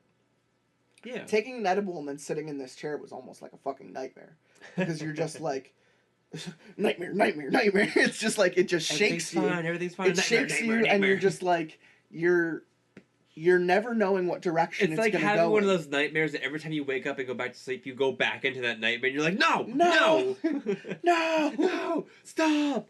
Why? But like that, I, having seen and having known the finale of Attack on Titan before going into this, I knew I liked it enough to be like, I'd go see this in 4D. I didn't know if this was going to be suitable for Mr. SkellyBones' first experience of the finale. I didn't know if it You was popped going to my affect... cherry. There was blood all over my I didn't fucking know seat, if it man. was going to affect anything. It wasn't the cherry Coke I was drinking. The last thing I wanted to do was... Scare me away. hinder the experience in any way. No, I laughed about it. You know I have a good sport with these things. That's why I asked you. But I think, you know, there is 100% going to be an experience, a movie that comes out somewhere in the next year or two, that Allie's going to look at me and say, you remember that theater that you talked about? You know, but don't you think this would be better in that? And I'm going to look at her and be like, you know what, that would be. And we're going to go, and I'm going to let you know if it sucked or not, and then I will write it off for the rest of my life. If it sucks after that point. Because I think... That's fair. I have one good example, one not as great example, and I'm mixed, and I need to come out of that saying, no, this can still work, it just needs to work for something else. I think anime was too much. At least that anime. Yeah. No, I'm just going to go ahead and say any anime. I think any anime is going to be extra in a format like that. Yeah, maybe. I just can't help but feel that way now. I don't know. I'm optimistic. I think there might be something that might be perfect for it, but I do agree that, like, more of a Westernish kind of film or, like, a live action in general would be better. Something that doesn't have the crazy, ridiculous, unrealistic actions. I keep falling back on, like, Marvel movies, like blockbusters. Yeah, Marvel movies I would be wouldn't good want to for see, it. like, a Fast and Furious in this type of theater. No, that would be too much. You'd be drifting. You'd be feeling every fucking bulge of on the chairs. Vin Diesel in your chair. Asking you to be family. Family. Yeah, so we watched Attack on Titan. It was a good time. We've talked for like an hour and a half about Attack on Titan. Now we're watching Assassination Classroom, and it's fun. We're watching Ass Class. Ass Class, that's what we're calling it, Ass Class. And it's not bad, it's a fun little ditty. It's this stupid... I just wish the main character wasn't such a little bitch. Weird androgynous boy, woman, I don't know anymore. But like, He's got a nice vest. I hate his vest and his pants that make him look like... Vest off. And his pants, like his pants that make him look like he has a big butt, but it's just really baggy ass pants. Oh no, he's thick. Is he? Yeah. Have you seen him with his pants on? Yeah, but you know, When? Asian people are tiny. When did you see him? Oh, Tell me. You Would he said come pants over? on. Your pants off. No. Pants off. No, we haven't seen him. We of course see him with his pants on. He never has his pants off. Anyways, switching gears. What are we doing next episode? Yeah. So. What do we usually do, folks? We read children's stories. Yeah, I think we have to have a talk when we get together because it's like, what are we doing? What's coming up? Let's go. Let's on the pipe. And what are we smoking? When we started something, as you realized, we look to also end it. So I'm not going to say that we're going to read all of the Goosebumps, but we're going to read more Goosebumps. Yeah. And it's because we picked a list of 10 and we're going to read half of them. It's Cap's turn to pick. And it's my turn to pick. And, you know, if we're reading 5 of these and I have a list of 10, I asked SkellyBones which he's going to feel more likely to pick on his next episode. And I'm not going to ruin that. And I'm not going to ruin what we're going to read for the last one. Spoilers, it's not the werewolf. Yeah, spoilers, it's not Werewolf of Fever Swamp. We're not reading Fever Swamp. I picked something that I can resonate with, that I think is funny, that I think we're going to have fun time reading. I think they're going to be funny characters. I definitely want to voice the one ghouly dude who, like, runs the theme park. Is that the main guy in the cover? The green dude? The green dude. He looks fun. Maybe we could switch off on reading. I think his cotton candy has, like, spiders in it. Yeah, he's a funny guy. He's a funny little cool ghoul. Dude. I'm glad to hear he's a cool dude. We're, of course, talking about... He runs every ride. One day... He does. One day at Horrorland. Or one day in Horrorland. I want to go, folks. I want to ride the bloody teacups or the headless... the disemboweled heads spin around and the blood One day flow. at Horrorland. Horrorland is fun because... as I've talked about, as I mentioned, I like theme parks, and it's just like my experience at these parks, the worst it's been is, man, I really shouldn't have done acid before doing this. And other times it's been, give me a fucking second, I need to sit down. That ride just rocked me. But most of the time it's me having fun drinking and eating things that I probably shouldn't be on a daily basis. Yeah, And waking up super early to go on a ride, to then spend all day in a park going on rides and eating shitty food and drinking way too much. And then going to bed before 9 o'clock because you know you're gonna have to wake up in like 8 hours to do it all over again the next day. And that's what Disney and Universal are.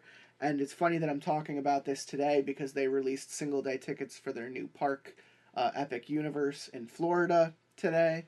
And so I booked my birthday trip. I'm gonna spend this August, I'm spending my weekend birthday at the new Super Nintendo World that's going to take place in Florida. God, we're talking about Goosebumps. Get out of here. Right. So I love theme parks, and I love the feelings I have in theme parks, and I've talked about this on other episodes with other people on the show. You've heard it before. Big boys make big noise. All of those friends I go to theme parks with, and have been for a very long time. We used to do an annual Six Flags trip. And there's something very fun about a backwoods kind of theme park experience. And I say that as a Pennsylvania native because we have Hershey Park, we have Dorney Park, we have Knoebels. All of these are like country known. And then we have Six Flags, which is in Jersey, but it's a short drive. It's like an hour and a half. So we have a couple big theme parks like right here within driving distance. So at any point, any of us can drive, an hour into the fucking woods, into the fucking middle of nowhere. And I wouldn't be surprised if there was some creepy little theme park no one knew about hiding out there in the woods trying to lure kids in that's run by demons. And you were just saying that how much you loved all the theme park episodes and stories that you've done. Because this boy is a bitch for a thing. I love Mayhem Mountain. Shout out like episode 40-something or 30-something to Where Am I? That story rocks. Shout out to most of the Disco Dracula episodes where we read Is that the Disney behind the scenes? Abandoned by Disney. The guy in the Mickey Mouse costume. And then Big Boys Make Big Noise when we were actually down there. And Spum and Cum when we've traveled and we've done horror nights and stuff. Alley Cat talks to me about horror night stuff. It's not something that should be new to anyone who's listening. So when I say that we're reading One Day at Horrorland, it's because it's hitting all of the vibes that I'm into. And I think there was a part of me that always knew that I was going to read this on the show when we picked out Goosebumps because it hits all the things I like. It's spooky, it's a theme park, and it has the promise of kids possibly getting killed. Oh. Are you telling me that these rides aren't going to be safe? That's crazy. I hope not. Well, we need more corn dogs. Better take a kid off the... Whoop, whoop. Come here, Jimmy. Get in that fryer. Just put some right in there. Oh, that's delicious. Ah! Yum, yum. But yeah, do you have any expectations for this story? I think we've read funny stuff, theme park related on some of our episodes because of Disco Dracula. So it's just like, I think at some point we had to have at least talked about it. It's possible, way back when the podcast first started. But it's just like, we read Scary Stories to Tell in the Dark. We've read like Squidward suicide bullshit together. I just think this is going to be a nice marriage of the two. It's going to be goofy. It's going to be funny. It's going to be that regular Goosebumps bullshit. I'm wondering if it's going to be, hey, these kids think it's scary, but it's really not. Or it's actually a horror show and the kids are trying to like escape. You know what I mean? Like, oh my god, this roller coaster is going into a pit and it's coming out of the pit. Oh my god, it was just JK. Yeah, oh my god, there's spiders in the cotton candy. Oh, actually, they're made out of candy too. If I'm not mistaken, I don't think. And here's where I could put my expectations. It's been a long time since I watched the episode of the TV show. I think it's like a 2 or 3 parter of the TV show. Okay. And because this is one that they like tried to fully adapt. It got like 2 or 3 episodes of the show. Oh, okay. And okay. In my head, the plot was them trying to escape the amusement park. Is it like because a thing they where, get there and it's a trap, and then they're like, "Wait, we're stuck here. We got to get out of here." And he's like, "No, don't you want to go on the roller coaster? Have some cotton candy." And they're like, "Fuck you. We have to find our parents and get out of here." I would say, is it gonna be one of those things where like it closes on them and they're stuck in the park after hours? I don't think that happens. I think it's more of a supernatural mystery hoodoo type of thing. Like, oh no, we can't. Like a leave. guy's like, "Come in and get blah, blah, blah," and then they're like, they see him again and he's the monster. Mm-hmm. Gotcha. A harbinger lures them in. The family. No wonder that's these driving, tickets were half off. The family that's driving by says like, "Oh, we have to check this out. Let's we're on a road trip. We have to go to the local amusement park." And the parents give in and they let the kids go in, and the kids go in, and then they turn around, and then it's like, I don't know. Parents are just waving goodbye as the carnies take them away. They're just gone. I don't think there's anything literal. I think it's like they literally get stuck there, and they're like, "We can't leave. Every time we try to leave, we just end up back in the theme park." Now, I could be wrong, because what I will say, and what I wanted to talk about for just a short moment, is there's a fun point and click game for the computer that's based off of this story, The One Day at Horrorland. Oh. And it has a really distinct voice, let's just say that. And it's all about trying to escape the park, and you have to listen to this demon-y guy tell you how fucked you are and how you're never going to escape. You're gonna die here. Yeah, he's just your parents are gone. "Oh, what a poor decision you've made. Have some more cotton candy. Yes, Candles. Yes. Like a guy talking like that. And what's funny is this was a series of point and click games, because one of the funniest ones is Scarecrow Walks at Midnight, which is done by Christopher Walken. So there's the Scarecrow walks at midnight. That's exactly. So He's there's a scary man. So there's this clip that people like to repost from. I don't want to destroy things. No, I just want to make one reindeer. Robot Randy. Robot Randy. There's a part of Scarecrow Walks at Midnight that has been like memed into oblivion from people who know this game, because it's literally Christopher Walken just saying, "The Scarecrow walks at midnight, and he will find you, and you will die." And that's all he says, and you're just like, "Wait, what?"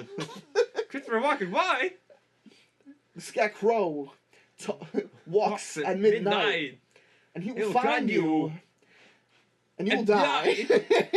And you will die. and that's it. And so when I think about Horrorland, I end up thinking about the shitty point and click video game, and I end up thinking the Scarecrow walks at midnight, and that's my favorite part. So, and that's not even the story we're reading. But anyway, are you good? Do you want to talk about anything? Do you have any expectations? Anything you want to set forth? Oh man, I don't know. I'm just wondering how they're gonna take out some children. Will they take out any of the children? I don't think so. It's gonna be one of those things one of them gets taken away and then they reunite later on. I think it's a brother-sister, and I think they're together the entire time, and they have to work together to try and get out of there. Okay. I'm just I don't excited think to any see. punches are pulled. I don't think any wolf are parading as sheep. I think it's face value pretty much the entire time. Okay. I mean, you know R.L. Stine likes to play his hickory dickory dock. He likes to have fun with the kids. He likes to keep you guessing. Yeah. He's got powers. I got powers. I don't know. And then he's also a ghost bitch that won't leave you the fuck alone. She'll even drive a boat towards you. You'll be my buddy, right? You're gonna be my best friend. I don't know. You know me. I'm not actually a huge theme park person, mostly because I'm afraid of heights. Fair. So I don't do any rides. I used to like, the Scrambler, the Gravitron, all the swings. I used to do the swings once or twice. The swings weren't too bad, but I'm hoping You're not a Dorney Park, you're a Knoebels. Yes, I did definitely go there a lot more as a kid. But I'm expecting a horrifying clown that probably isn't really that horrifying. He's probably just doing his job. I'm expecting at least the roller coaster's a given. There's gonna be a creepy roller coaster.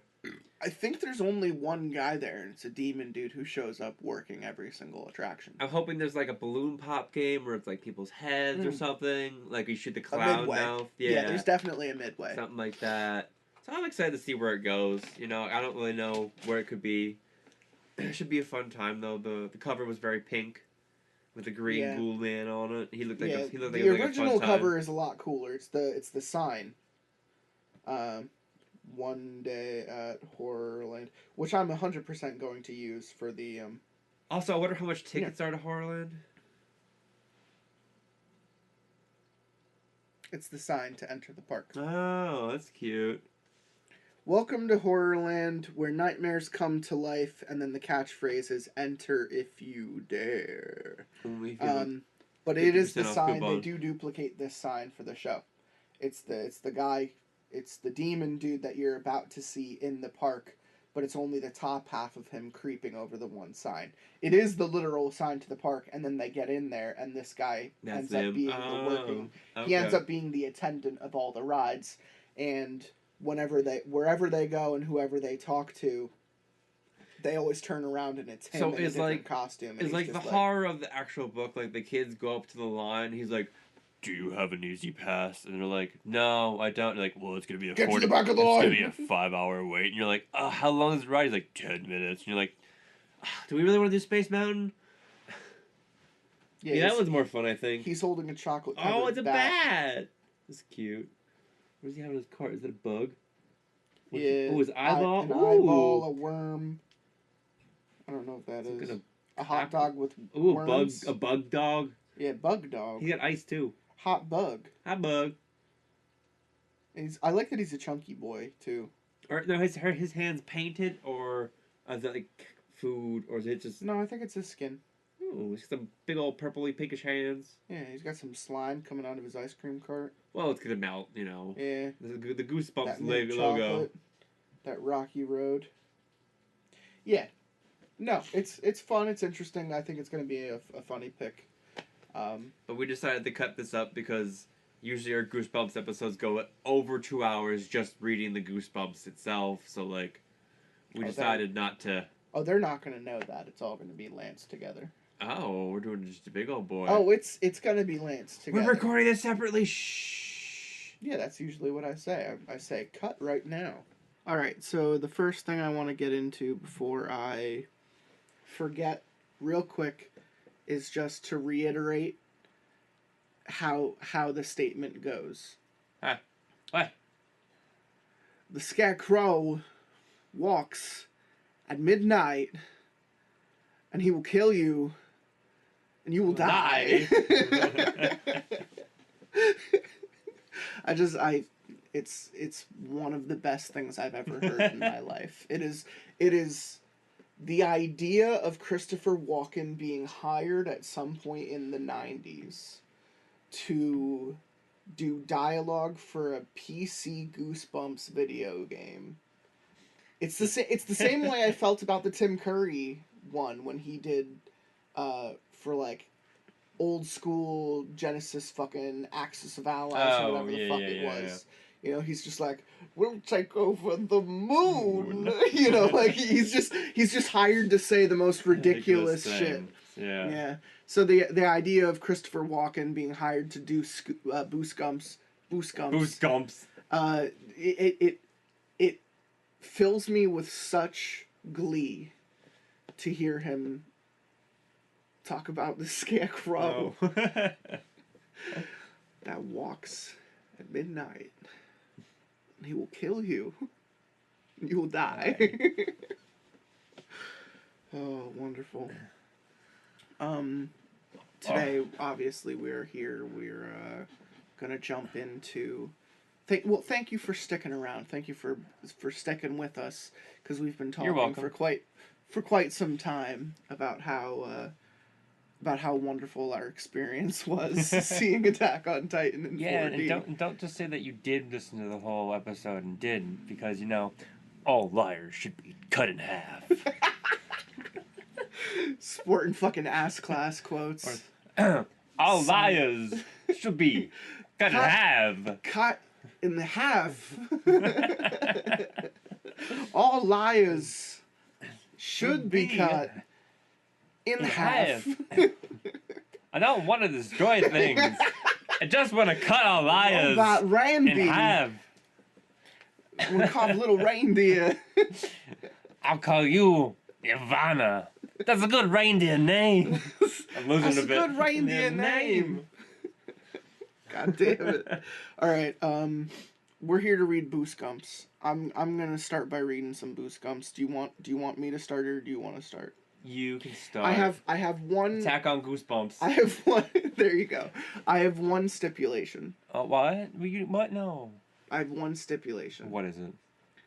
Whenever the demon amusement park guy talks, Are you going to talk? I can do the silly lines. Okay. I can dig that. If there's, I believe it's siblings. I think it might be a girl and two brothers. I think it might be.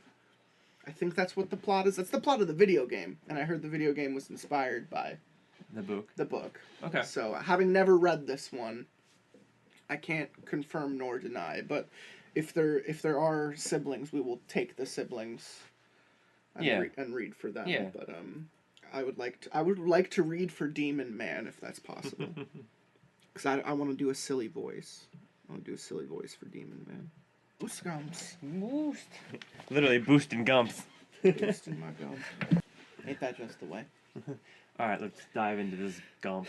As we entered the gates to Horrorland, we had no idea that, in just a few hours, we would all be lying in our coffins. All liars must be cut in half. Well, I'm the calm one in the Morris family. Everyone says, Lizzie, you're the calm one. And I'm trying to tell this story calmly. But believe me, there's no way! 30-year-old man wrote this. 30-year-old man's reading it. Fuck. We had never planned to go to Horrorland. I'm gonna get used to saying it. In fact, we'd never even heard of it. The 5 of us were squeezed into Dad's little Toyota on our way to spend the day at the Zoo Gardens theme park. Those are different words. That's two different things. Is it a zoo? Is it a garden? Is it a theme park? Dad had messed up and left the map at home. Dumbass. Should have map quested. Print out the directions. But Mom said the park would be real easy to find. It's a zoo, a garden, and a theme park after all. When we got close to the park, Mom said there would be lots of signs to direct us, but so far, we just hadn't seen a single sign. Dad was driving. Mom was beside him in the front. I was squeezed in the back with my little brother, Luke, who is 10, and Luke's friend, Clay. It wasn't the best place to be. My brother cannot sit still for a second, especially in the car. He just has too much energy, and he's totally goofy. Guilty. The longer we drove, the more restless Luke became. He tried wrestling with Clay, but there really wasn't room. Jesus. Then he tried arm wrestling with him, and the two of them kept bumping me until I lost my temper and started shouting at them to stop. Why don't you three play alphabet? Mom suggested from the front. Look out the window for letters. There aren't any, Luke replied. There aren't any signs. There isn't anything to look at, Clay grumbled. He was right. We were driving past flat, sandy fields. There were a few scraggly trees here and there. The rest was all desert. I'm going to take this turn off, Dad announced. I don't know what that voice was. He took off his Chicago Cubs cap and scratched his thinning blonde hair. Haven't I already taken this turn off? Dad is the only blonde in the family, and that's to say he's a dumbass. Mom, Luke, and I all have straight black hair and blue eyes. Mm. Dad is the Ubermensch. In fact, Dad doesn't look as if he belongs in the same family. Mom's a cheating whore. Jesus. The three of us are all tall and thin, with very fair skin.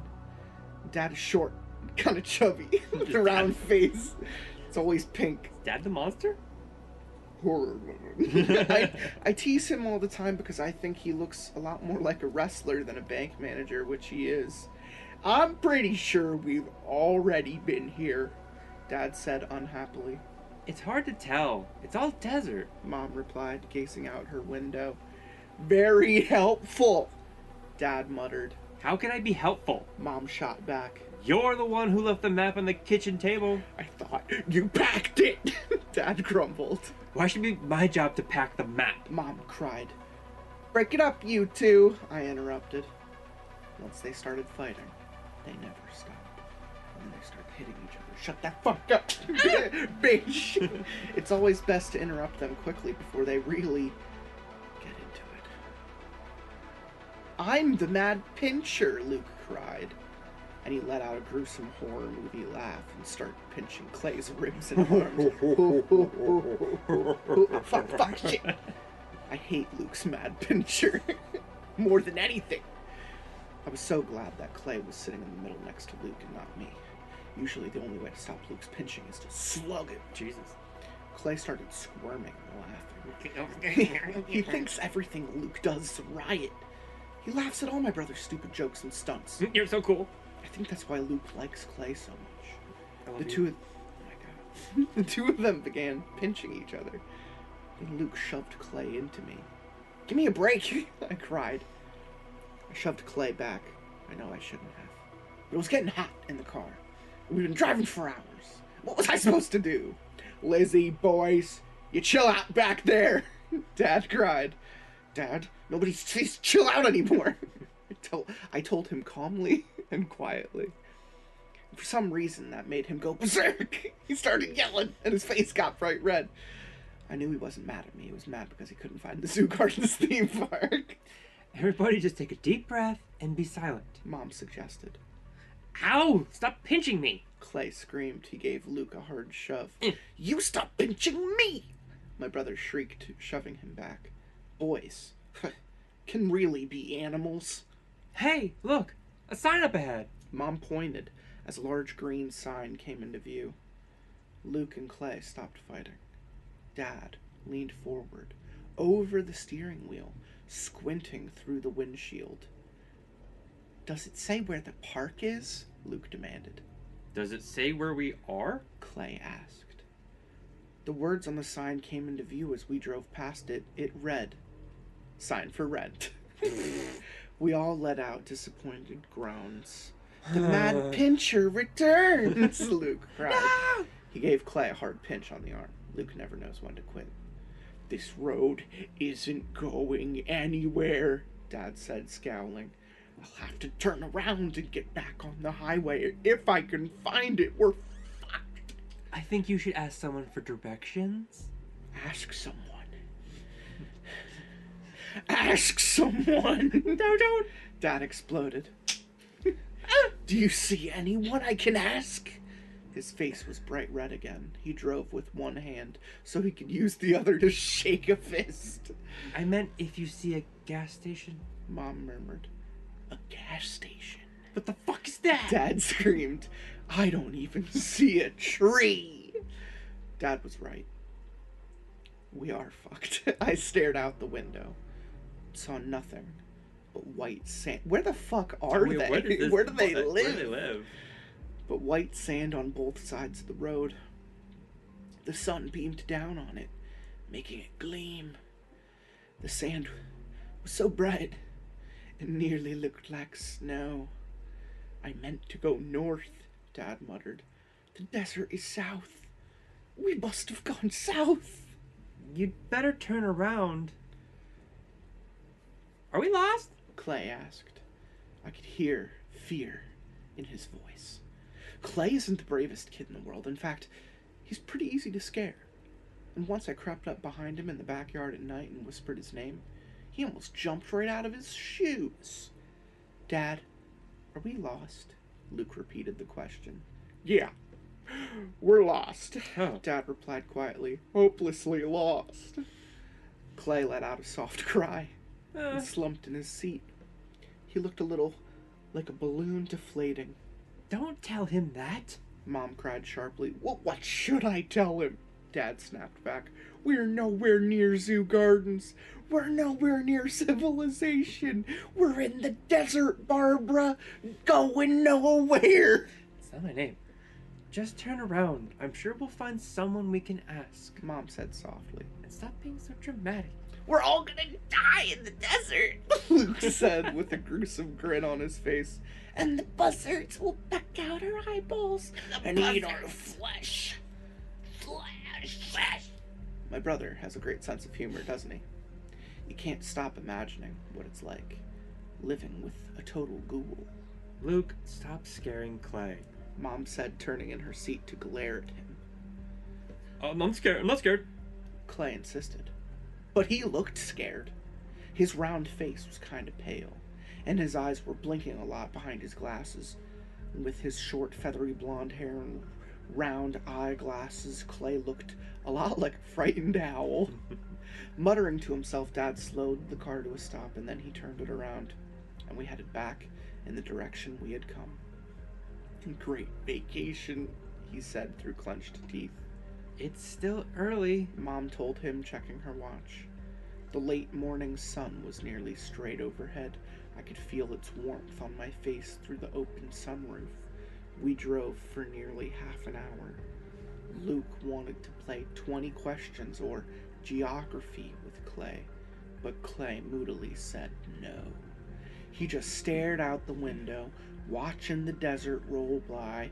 Every few minutes he'd ask, Are we still lost? Pretty lost, my dad would reply unhappily. We're okay, Mom kept reassuring us. As we drove, the scraggly trees reappeared, and then after a while, the sand gave way to darker fields, dotted with trees and low shrubs. I sat silently, my hands clasped in my lap, staring out the window. I wasn't really scared or worried, but I wished we would at least see a gas station, or a store, or one other human being. I'm getting hungry, Luke griped. Is it lunchtime? With a long sigh that sounded like air escaping from a tire, Dad pulled the car to the side of the road. He reached across Mom to the glove compartment. There's gotta be some kind of map in there, he said. No, I already looked, Mom told him. As they started to argue, I raised my eyes to the open sunroof above my head. Oh! I let out a cry as I saw a hideous monster staring down at me, lowering its enormous head, about to crush the car. It's a T-Rex! That's it. That's the end of the story. Oh my god, no, that was it? That was amazing. I loved it. There's more. I opened my mouth to scream. You could read for Lizzie, too. Okay. I will take Luke And Dad. and Horrorland. Okay. I opened my mouth to scream, but no sound came out. The monster glared down at me through the sunroof. It was as tall as a building. I realized its eyes glowed its red eyes glowed with evil, and its mouth was twisted in a hungry grin. Dad! I finally managed to stammer. Dad was bent over, fumbling through the papers in the glove compartment. Wow! I heard Luke cry. I turned and saw Luke was staring up at it, his blue eyes wide with fright. Dad? Mom? My heart was pounding so hard, I thought my chest might explode. Lizzie, what is it? Mom asked impatiently. The monster lowered its head over us, its mouth opened wide, ready to swallow the whole car. And then Luke started to laugh. Whoa, wow, cool! He cried. And I realized at the same time the monster wasn't alive. It was a mechanical figure, part of a giant billboard display.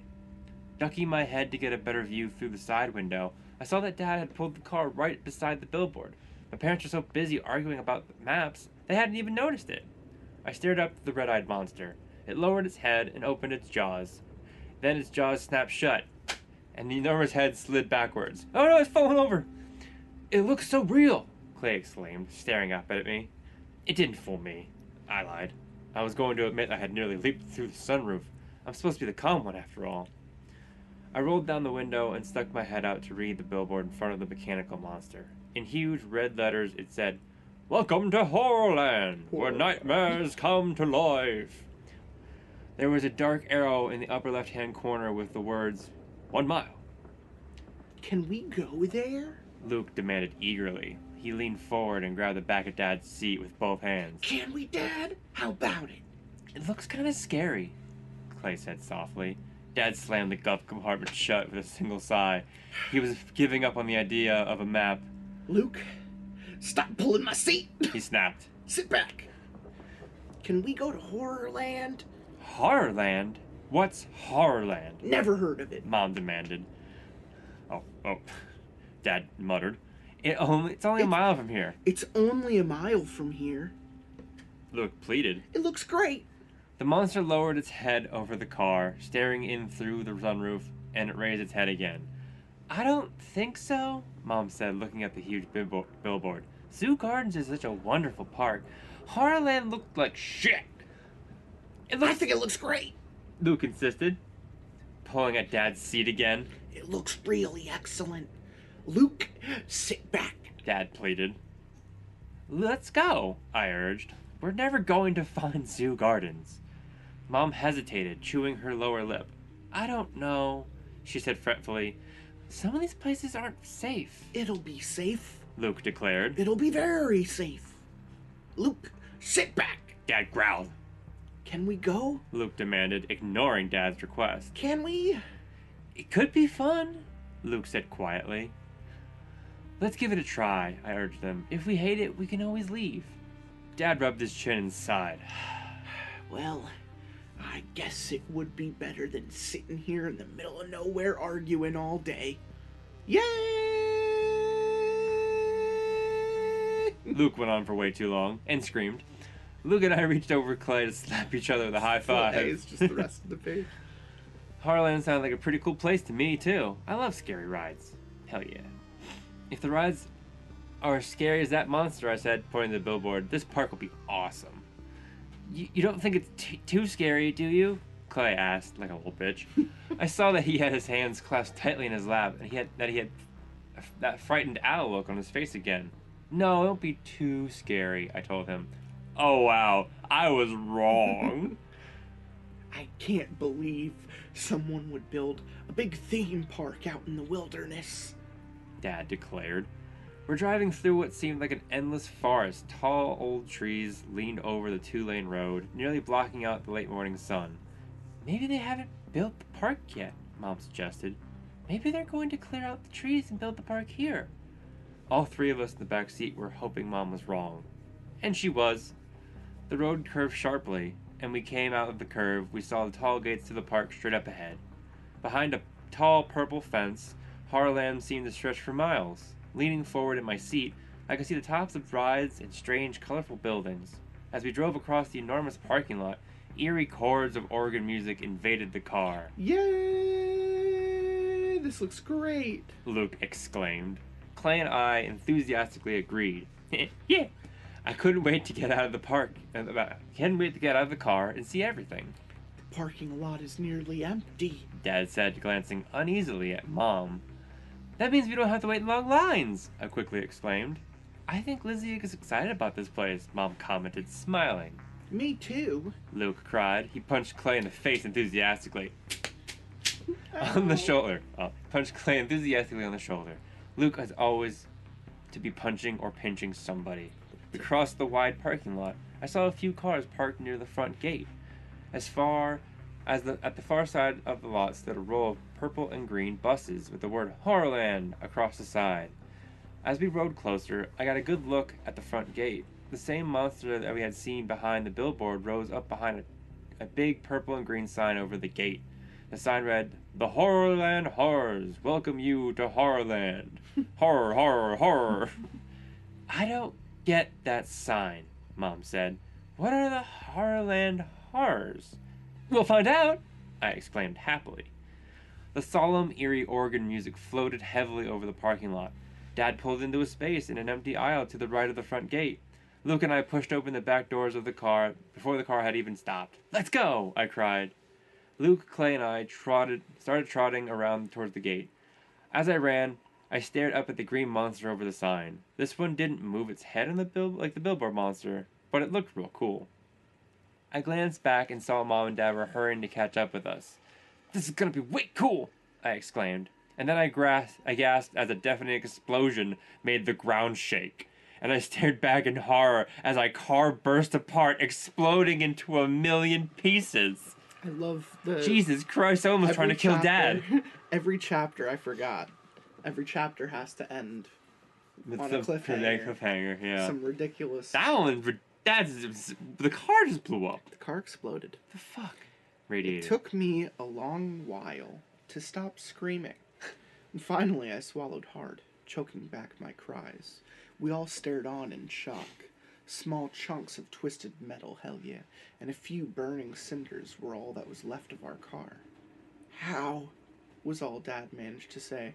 I don't believe it." Oh, I stammered. "Thank goodness we're all out of the car." Mom cried. She gathered us up in a big hug. "Thank goodness we're all okay." Luke and Clay still hadn't uttered a sound. They stood wide-eyed, staring at the spot where the car once stood. "My car!" Dad choked out in a horrified whisper. "My car, how? How?" "We're safe," Mom murmured. "We're all safe. What a terrifying explosion. I can't get the sound of burning children out of my ears." I've got to call the police," Dad sputtered. He began trotting to the gate, shaking his head, muttering to himself. "How could the car just blow up like that, dear?" Mom asked, hurrying after him. "What would make it do that?" "How should I know?" Dad snapped angrily. I don't get it. I really don't. And now, what are we going to do?" He sounded really panicked. I didn't blame him. The explosion was really scary. And when I realized that we could have all been inside the car when it went off, I had cold chills down my back. "Maybe there's a car rental place we can call," Mom suggested. Hey, Mom is like me. She's calm as hell in any emergency. We followed Dad as he went running up to the ticket booth at the entrance. A green monster stood in the booth. He had bulging yellow eyes and dark horns curled over his head. It was a really great costume. "Welcome to Horrorland," he said in a gruff, low voice.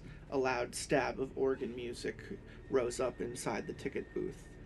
"I am a Horrorland horror. All of the horrors, and I hope you have a scary day." "My car!" Dad cried frantically. "There was an explosion. I need a phone." "I'm sorry, sir. No phones," the guy in the monster costume replied. "Ha!" Dad's face was bright red again.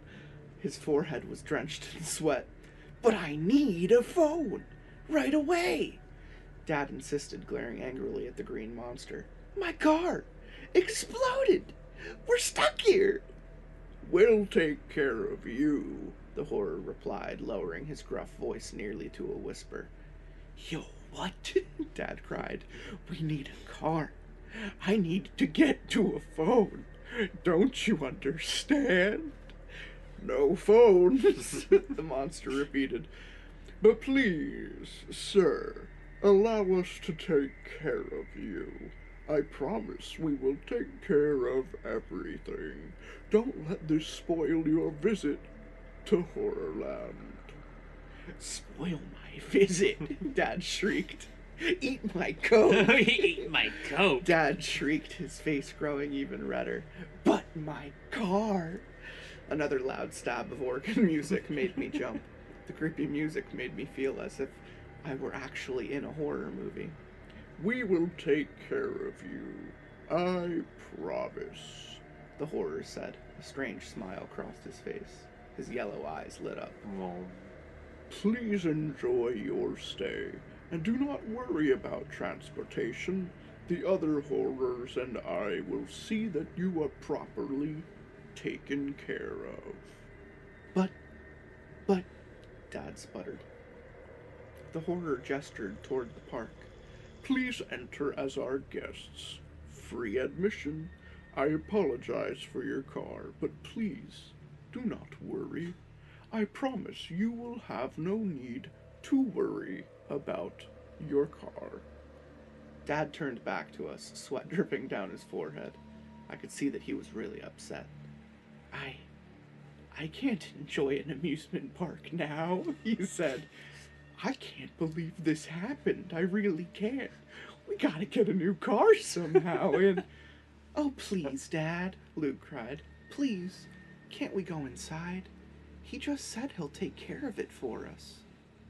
Just for a little while, I joined my brother in pleading. We've had such a long drive, Mom told Dad. Let's go in for a short while. Let them blow off some steam. Dad thought about it, frowning hard. Okay. Hold on. I was gonna say that this has been the most reasonable and level-headed father in any story upset. I've ever read. Like, he's perfectly in his right mind to be this upset. His car just fucking exploded, and the guy's like, "Oh, but don't worry. Come on, man. I'll get you some cotton candy." I need to sit for a long while. I would just sit there and heave. Like, what are you guys talking about going into a horror park? Like, the car blew up. Okay, go back to it. Just for a little while, he agreed finally. The organ music grew louder as we stepped through the gate. Wow, look at this place, I cried. It really is like being in a horror movie. We were standing on a brown cobbled street, strange dark cottages tilted up on both sides of the street. Tall trees along the street nearly blocked out all the sunlight. The air carried chill. Low howls, like wolf howls, floated out from the cottages. Cool, Luke declared. A sign proclaimed, "Welcome to Werewolf Village. Do not feed the werewolves, if you can help it." The frightening howls grew louder. Luke and I laughed at the sign. I saw a green monster, one of the horrors, staring out at us through a dark window in the cottage across the narrow street. Creep. Another horror walked past carrying a very real-looking human head. That's my head. He grasped it by its long blonde hair and bounced it up and down, sort of like a yo-yo as he walked. Cool, Luke proclaimed again. It seemed to be his word of the day. We walked along the cobbled street. The sound of our thudding sneakers echoed off the cottage walls. Oh, we all let out our cries of surprise as a long, low, gray wolf ran in front of us. It disappeared around the side of a cottage before we really got a good look at it. Was that a real wolf? Clay asked, his voice shaking. Of course not, I told him. It was probably a dog, or else it was mechanical. Well, they certainly keep this park clean, Mom said, trying to sound cheerful. There isn't a piece of trash or dirt anywhere. Of course it is... of course, it isn't even crowded. Dad lingered behind. I've gotta find a phone, he said fretfully. I can't enjoy this until I know we have a way to get home. Dad's having a panic attack. Yep. But, dear... Mom started. No, fuck you, bitch. There's gotta be a phone somewhere, Dad interrupted. Go on without me. No, I'll come with you, Mom said. You're in such a frantic state. You'll need me to make the call for you. The kids will have a better time without us hanging around anyway. Leave them? Dad cried. You mean, let them go on their own? Of course! Mom said, hurrying back to him. They'll be perfectly fine. This looks like a very nice place. What could happen? What could happen? The car indeed. exploded. That's what could happen. We could die. With those words, Mom and Dad rushed off to find a phone. Meet back here, Mom called to us. Luke, Clay, and I were suddenly on our own. I turned to watch Mom and Dad hurry away. I turned back in time to see a gray wolf edging out from behind the cottage. It lowered its head and let out a rumbling, warning growl. All three of us froze as we realized its hungry red eyes were locked on us. Hungry eyes are watching you, following your every move. Welcome to Horrorland. Yeah. I cried out and pulled Luke and Clay back.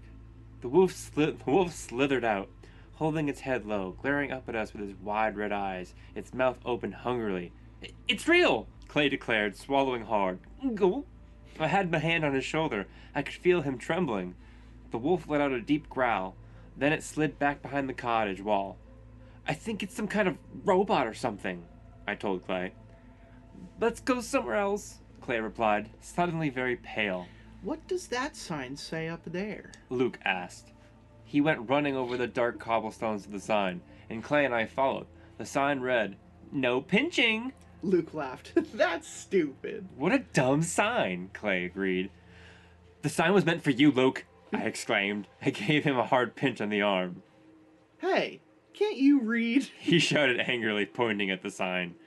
I saw a green horror watching us from down the street. Then I saw a family making its way behind a row of cottages. There was a mother, a father, and a little girl. The little girl was crying for some reason. The parents had their hands on her shoulders and looked very upset. A wolf howl cut through the air. They were upset that they were pinching each other. No pinching. Let's find some rides, Clay suggested. Some scary rides, Luke added. Walking side by side, keeping close together, we made our way out of the werewolf village.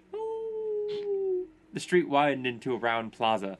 Bright sunlight returned as soon as we stepped out of the village. Several purple and green buildings surrounded the plaza. I saw a few more families and several green costume horrors keeping an eye on everything. A pudgy horror behind a purple and green cart was selling ice cream cones. Black ice cream, Yuck. Luke declared, making a face. We hurried past the cart, past another no pinching sign, and stopped in front of what appeared to be a tall purple mountain. It's a ride, I told them. Purple Mountain, Charlie, yeah! I can't wait to ride Purple Mountain. A doorway was cut into the side of the mountain, and above the doorway was a sign. Doom slide. Will you be the one to slide forever? Cool. Luke cried, slapping Clay a high five. I bet you climb all the way to the top, then slide all the way down, I said, pointing to the top of the mountain-shaped building. Let's go, Luke cried excitingly. We ran into the building, then through the open doorway on its side. It was dark and cold inside. A wide ramp curved up towards the top. I could hear kids squealing and laughing, but I couldn't see them. The three of us half walked, half ran up the ramp, eager to get to the top. About halfway up, we stopped to read another sign. Warning! You may be the one to slide to your doom. What? Now I could hear kids screaming as they slid down, but it was too dark to see anything. Are you scared, Clay? I asked, noting his tight expression. No way! He insisted, embarrassed by my questions. I've seen these things before. They're like really huge sliding boards. You just sit on them and slide down. Hurry, Luke shouted, running away ahead of us. Hey, wait up! I called. I followed them to the top of the ramp. We found ourselves at a wide platform. A row of long, curving sliding boards stretching to the end of the platform. The sliding boards were numbered from 1 to 10. In the dim light, I saw two horrors watching us approach. They stood in front of the sliding boards. Their bulging yellow eyes lit up as we hurried to them. Do you slide all the way down? Luke asked one of them. The horror nodded. Do you go really fast? Clay asked, lingering a few feet behind us. The horror nodded again. It's a long way down, he rumbled. Be careful which slide you pick. The other horror warned. Don't pick the doom slide. He gestured to the number painted in black in front of each slide. Yes, don't pick the doom slide. His partner repeated. You'll slide down forever and ever. I laughed. He was just trying to scare us. Wasn't he? All the horrors are gonna have the same voice. No, I totally expect it. Yes, absolutely. I expect nothing less from you. I chose slide number 3 because 3 is a magic number. Lucky, Luke sat down on top of slide next to mine, number 2, and Clay scrambled to the far end and dropped down onto slide number 10. I glanced back to see what the horrors were doing, but before I could focus on them, I felt the bottom tilt underneath me. Oh. I let out a long, high-pitched shriek as I began to slide. I raised my arms over my head, leaned back, and screamed all the way down. My cries echoed in the enormous dark canyon of the Doom Slide building. It felt great. The slide curved, and I swirled down, in the darkness, faster and faster. In the shadowy light, I could see Luke in the slide next to mine. He was lying on his back, staring straight up with his mouth wide open. I tried to call out to him, but the slide curved away, and I curved with it. Down, down. I was sliding so fast. The darkness became a solid blur. The slide curved up, then around, then down again. I'm a human roller coaster, I thought happily. Down, down, darker and darker. I'm sliding faster than the speed of light, I thought. I glanced from one side to the other, trying to see Luke and Clay, but it was too dark, and I was moving too fast. Too fast. And then, bump. A chute opened up, and I hit the ground hard, landing on the seat of my jeans. Outside, I was back outside. Bump. Ow. Luke bounced out beside me. He hit the ground, still lying on his back, and made no attempt of getting up. He grinned up at me. Where am I? Back on the ground, I told him, climbing to my feet. I brushed off the back of my jeans, then reached behind my head to straighten my braid. Great ride, huh? Let's go again, Luke said, still lying there. We can't go again if you don't get up, I said. Help me. He reached up a hand. I groaned as I tugged him into a sitting position. Get up yourself, I said impatiently. You were screaming in there, he told me. I did it on purpose, I said. I wanted to scream. Yeah, sure, he rolled his eyes. Then he pulled himself to his feet. Wow, I'm a little dizzy. How fast do you think we were going? I shrugged. Pretty fast, I think. It's so dark in there, it's hard to know how fast you're going. And then I realized that we were missing a member of our sliding party. I stared at the closed chutes on the wall of the building. Hey, where's Clay? Huh? Luke had forgotten about him, too. We both stared at the side of the building, waiting for Clay to pop out. Where is he? Luke demanded shrilly. He couldn't be that much slower than us, could he? I shook my head. I was starting to feel really nervous. I had a heavy feeling in the pit of my stomach, and my hands were suddenly cold and clammy. Come on, Clay, I pleaded, staring at the wall. Come on out. Luke scratched his black hair. Where'd he go? He asked. Why didn't Clay come out? Maybe he came out the front, I said. Maybe slide number 10 dumps you out in the front. Let's go check it out. As we ran around the building toward the front, I scolded myself for getting scared so easily. Of course, Clay came out in a different chute. He was probably waiting for us in the front of the building. He was probably worried about us. As we rounded the purple building, the wide circular plaza came back into view, and I searched for Mom and Dad, but they weren't there. I saw a couple of other families on the other side of the circle, and then a pudgy green horror leaning on his ice cream cart. No sign of Clay. Luke and I kept running up to the front entrance of the doom slide, and we stopped a few feet from the dark opening. He isn't here, Luke cried, struggling to catch his breath.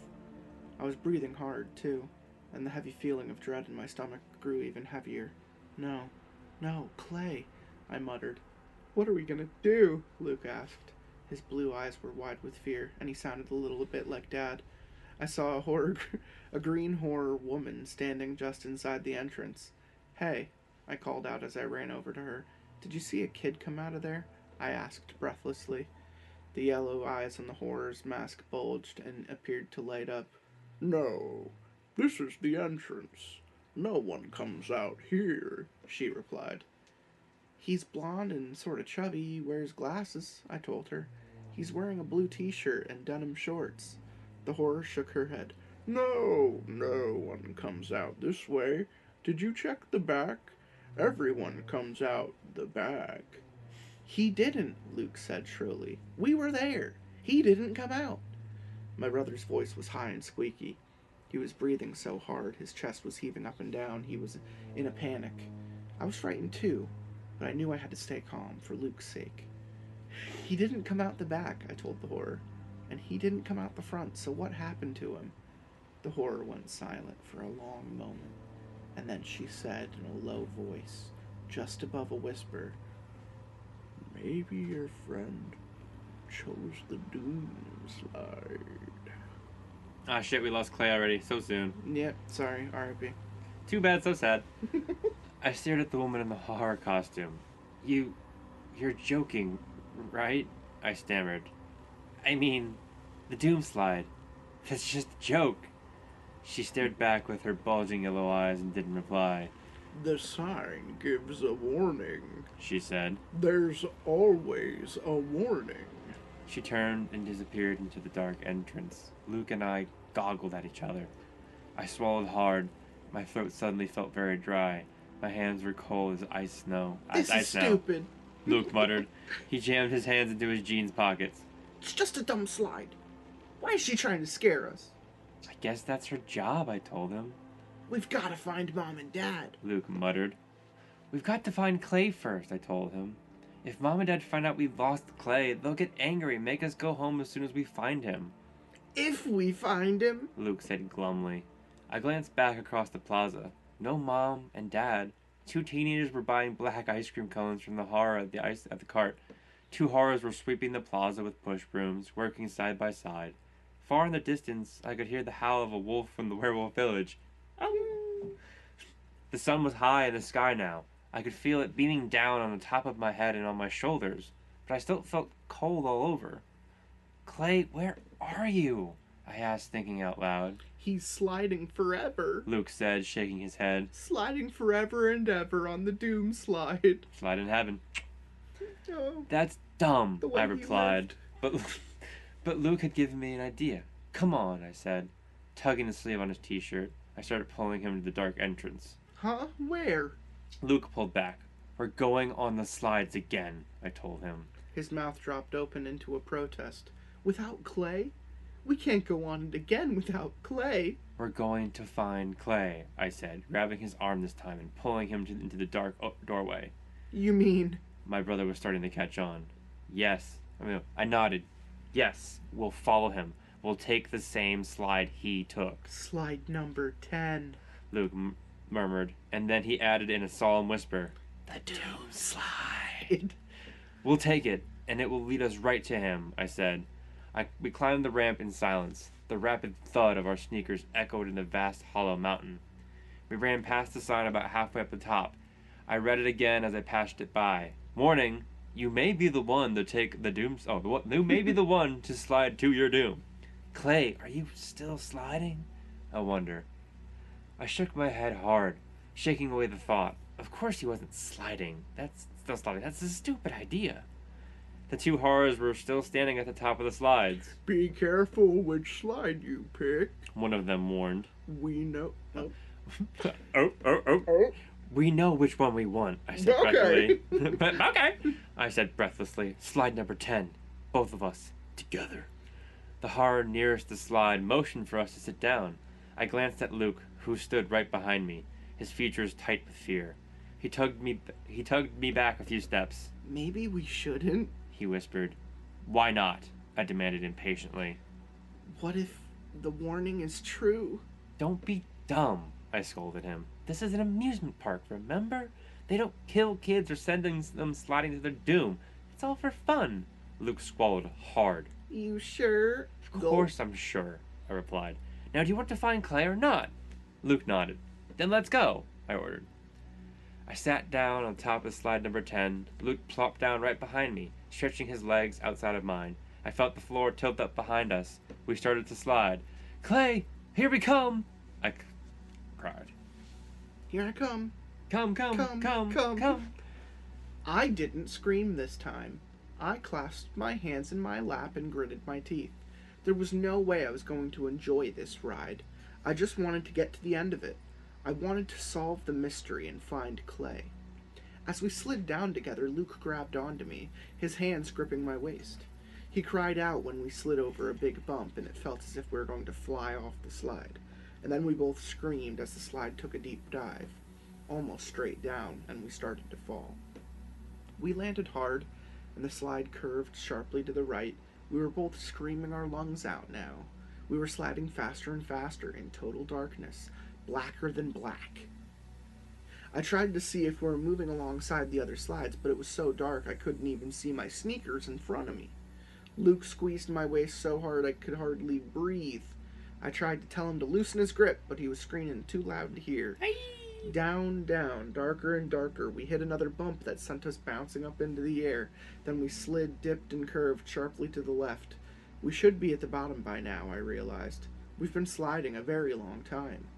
I gritted my teeth harder and tried to brace myself to go flying out the chute and bump onto the ground, but no chute opened. The ride didn't end. We began to slide faster. I gasped in mouthfuls of hot, damp air, struggling to catch my breath. The slide dipped and curved, sending us down into the thick, heavy blackness. We're going to slide forever. The warning sign didn't lie. I struggled to force those frightening thoughts from my mind. Luke suddenly got very quiet. Are you okay? I called back to him. Oh, shit. Oh. Yeah, whatever. I was trying to give you Luke, but Oh, I'll just get through it. Right. Luke suddenly got very quiet. Are you okay? I called back to him. I don't know, he replied, holding on tighter. Why are we sliding so long? You're hurting me, I cried. He loosened his hold a little. I don't like this, he shouted in my ear. We hit another bump. His hands flew off me. Another bump, even harder. I thought I was going to fly off the slide and fall to the bottom. If there was a bottom... Down, down. Luke and I both cried out in disgust as something sticky covered our faces. I reached up with both hands and tried to pull it off. Yuck, Luke screamed. What is this? My face! It's like cobwebs, I shouted back at him. Hot, sticky cobwebs. Ooh. My whole face itched. The sticky threads covered my face like a net. I pulled frantically at them. Oh, I cried as I took another sharp dip. Tearing at the sticky cobwebs, I managed to pull most of them off, but my face still itched like crazy. It felt as if thousands of ants were crawling around on it. Jesus. It's so gross, Luke yelled at me. My face! It hurts! Down, down into the heavy darkness, and then a flare of bright light made my eyes shut. Was it daylight? Were we heading outside? No. I forced my eyes open and squinted at the yellow light, and realized I was staring at blazing flames. The side ahead of us was on fire. The yellow and orange flames raged up, topped by a curtain of billowing black smoke. I raised my hands to my face and started to shriek. We were sliding right into blazing flames. We're gonna burn up, Luke screamed. Help! Somebody, help us! We're gonna be barbecue! Help! Help! I shut my eyes and felt a powerful burst of heat, almost like an explosion. I'm burning up, I thought. I'm burning up. A whoosh of cool air made me open my eyes. The fire was behind us now. We had sailed right through it. Curving gently, we slid through the cool darkness. I could still see the orange flicker of flames reflected on the dark walls above us. Luke and I were both silent. I was waiting for my heart to stop thudding in my chest. Great special effects, Luke cried. He let out a wild laugh, a frantic laugh I've never heard before. He lost his fucking mind. The fire was fake, I realized. Some kind of projection or something. I sucked in mouthfuls of cool air. I had never been so terrified in my life. When does this ride end? Luke cried. His voice had become high and frightened. Never, I thought glumly. We really are going to slide forever. We all slide down here. We all slide down here. And as frightening as that thought lingered in my mind, a chute opened in front of us. Daylight streamed in. Bump! I landed hard on soft grass. A second later, Luke dropped out behind me. I blinked several times, waiting for my eyes to adjust to the bright sunlight. Then I climbed slowly to my feet, my heart still pounding. A yellow and green sign on a wooden pole stood directly in front of us. It read, "Welcome to Doom! Population 0 humans." Standing next to the sign was Clay. He had came rushing over to greet us with a happy smile on his pink face. Hey guys, hey! He called. Where'd you been? He slapped Luke a high five. And then Luke gave him a playful punch in the stomach. Ugh! Where have we been? I asked. Where have you been? Right here, Clay replied. I didn't know where I was. I think this is the other side of the park or something. So I just waited for you. We went back on the Doom slide, Luke explained. We took your slide, number 10. What a ride. It was so cool. A few seconds later, Luke had been shrieking in real terror. And now here he was, pretending he loved it, telling Clay how cool it was. You picked a good slide, Luke told Clay. Wow. Wowie zowie. It was excellent. I was kind of scared, Luke confessed. I mean, the fire? Great special effects, My brother exclaimed. This park is awesome. Luke was such a phony. You're Big fat phony! There was no way he would ever admit that he had been worried about Clay, and there's no way he'd admit that this long slide to doom had terrified him. But I was glad to see his old enthusiasm return. I really didn't like seeing my brother frightened and in a panic.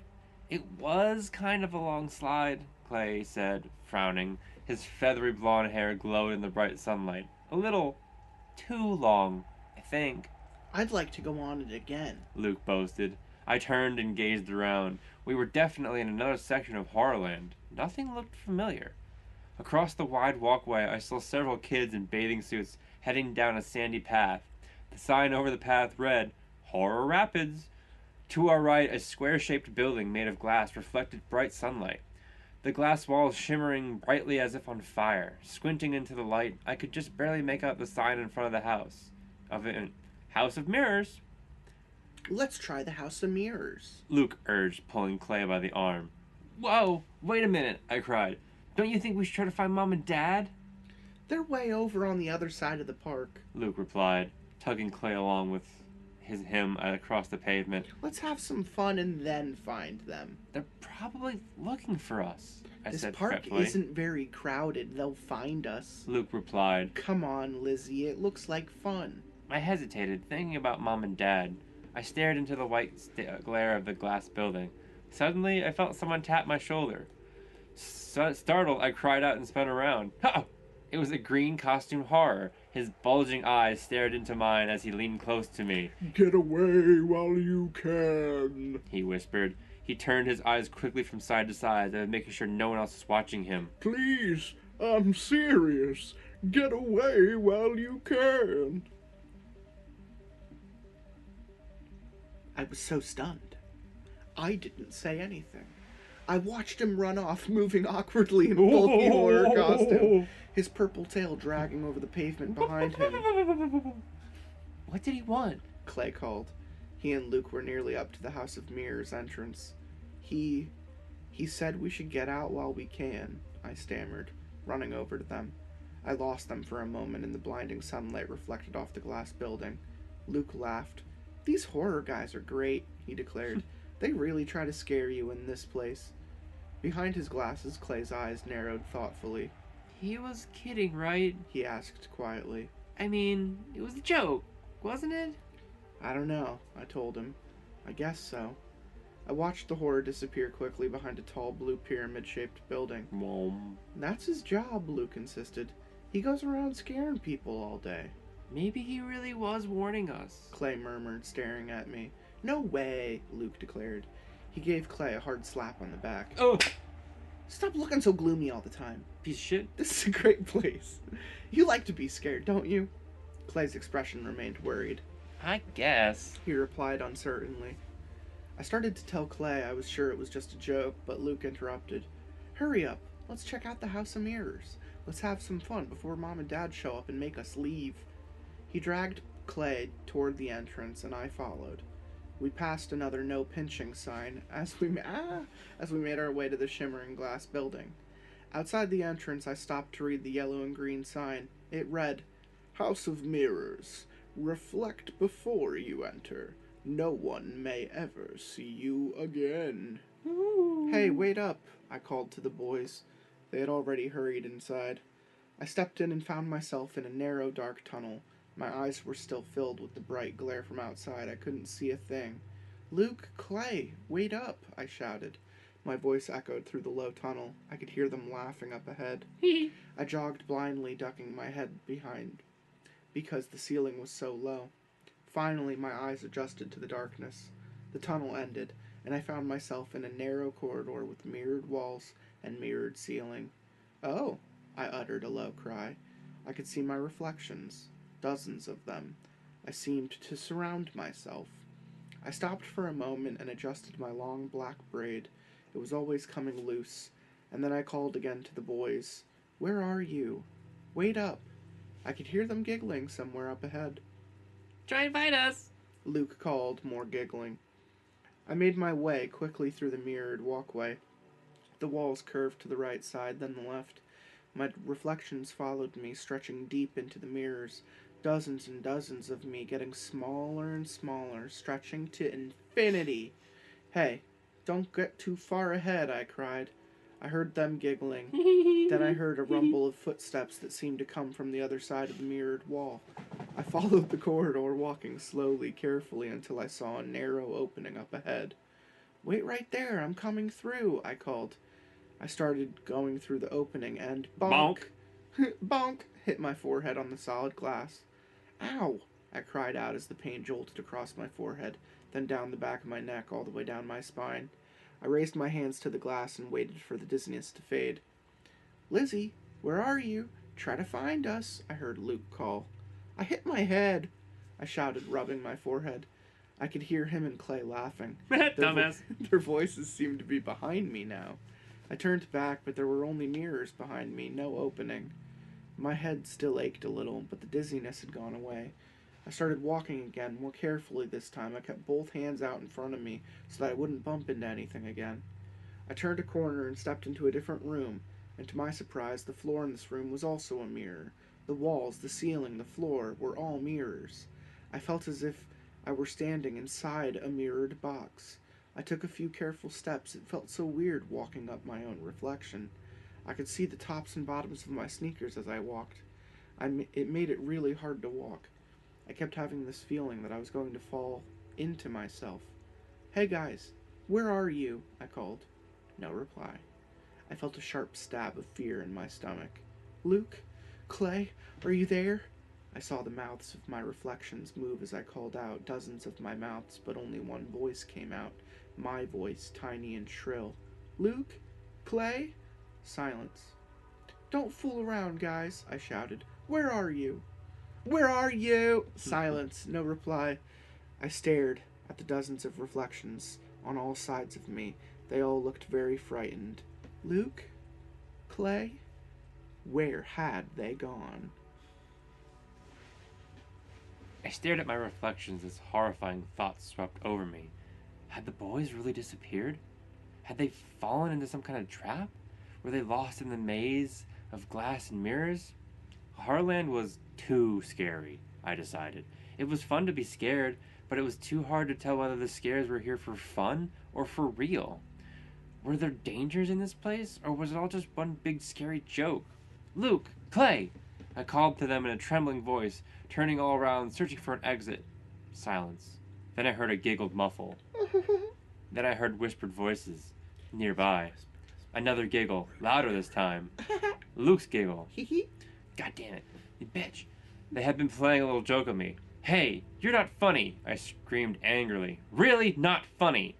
I could hear them both burst out laughing. Come and find us, Lizzie, Luke called out. What's taking you so long? Clay added. More giggling. It seemed to come from just up ahead. Sliding my hands along the mirrors, I followed the hallway around to the right, and I had to duck my head to slip through a narrow opening between the mirrors. I found myself in another small room, surrounded by mirrors above and below on all sides. The mirrors were tilted at strange angles so that my reflections appeared to bounce off each other as I moved. Where are you? Am I getting closer? I called. The light grew dim as I made my way through the room. My reflections darkened. The shadows grew longer. We can't see you, Clay called. Hurry up, Luke shouted impatiently. I'm going as fast as I can, I screamed. Just don't move, okay? Stay in one place. We are, Luke called back. How will we ever get out of here? I heard Clay ask in a low voice. Ow! I bumped my head again on the section of clear glass. I pounded my fist angrily on the glass. This wasn't any fun, I decided. It was too painful. Hurry up. Luke called from somewhere nearby. It's boring waiting here for you. I'm coming, I muttered, rubbing my poor aching forehead. You're too slow. I turned around a corner and stepped into a wider room. No mirrors here. The walls were all glass. I stopped to gaze around, and there was Luke. Finally, He cried. Why couldn't you find us? I kept hitting my head, I told him. Let's get out of here. Where's Clay? Huh? Luke's mouth dropped open in surprise. He spun around, searching for his friend. He was standing right here. He said. Luke, I'm in no mood for any more dumb jokes, I said sharply. Clay, where are you hiding? I'm not hiding. I'm over here, Clay recalled. Everything happens to this fucking kid, not them. I hate this fucking kid. I took a few steps closer to my brother, and Clay came into view. He was standing in deep shadows behind a glass wall, his hands pressed against the pan. How'd you get over there? Luke asked Clay. Clay shrugged. You can't find a way out. I moved towards my brother, then stopped. I suddenly realized that he was behind a wall of glass. Luke and I were in different rooms. Hey, where's the opening? I asked him. Luke glanced around. What do you mean, Lizzie? You and I, We're not in the same room, I replied. I walked up to the glass and tapped on it with my fist. Huh? Luke's face was full of surprise. He made his way over to me. Then he tapped on his side of the glass, as if making sure it really did exist. How'd that get there? He murmured. Clay started moving around in his room, sliding his hands along the planes of glass, searching for the opening. Stand right there, I told Luke. I'll find a way into your room. I followed Clay's example. I moved slowly around the room, keeping a hand pressed against the glass. The light was dim. My shadow fell over the glass as I walked. I could see my face reflected darkly in the glass. My eyes stared back at me, dark and desperate. Before I realized it, I had made a complete circle. I was back where I had started. There was no opening, no doorway, no way out. Hey! I'm trapped in here! Clay called shrilly. So am I told him. There's got to be an opening, Luke said. How did we get in? You're right, I replied fretfully. We should be able to get out the way we came in. I began to search along the walls again, moving quickly. My heart began to pound. I felt a fluttering feeling in my chest. There had to be a way out. There had to be. Luke pounded hard on the glass. In the other room, I could see Clay jogging frantically around his room, getting in his steps, pushing on the walls as he moved. I went all the way around twice, then stopped. There was no way out. I'm trapped, I stammered. It's like a box. A glass box. We're all trapped, Clay cried. Luke was still pounding frantically on the glass with his fist. Luke, stop! I cried shrilly. This isn't helping. He lowered his fist to his sides. This is ridiculous, he muttered. There's gotta be a way out. Maybe there's a trap door or something, I suggested. I began to search the mirrored floor, but it was too dark to see well.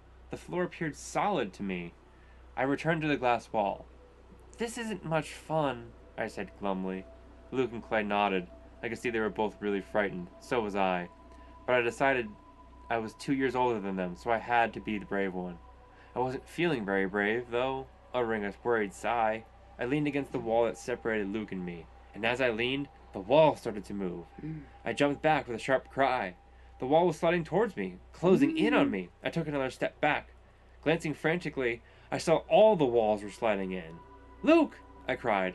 I turned to see him backing up too. The walls! Clay cried. Help me! They're sliding in on me too, Luke screamed. Each room must have its own glass walls. All three of us were trapped. With a desperate groan, I threw myself against one of the walls and tried to push it back, but I couldn't stop it. The box was closing in, growing smaller and smaller. We're going to be crushed! I cried. That's actually my nightmare. Being slowly crushed in the room. Being slowly crushed. Oof. In a glass box. Yeah, that would suck. Do something. Oh, it's you. Do something! Please do something! Clay was screaming. Luke lowered his shoulder to the glass and struggled to stop it from moving, but he just wasn't strong enough.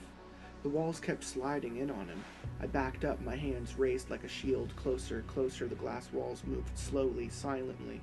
I backed up until my back hit the wall behind me. There was nowhere to go. Do something! Somebody, do something! Clay's terrified screams rang in my ears. The glass! It's squeezing me! Luke shrieked. Lizzie! I can't move, I shouted to him.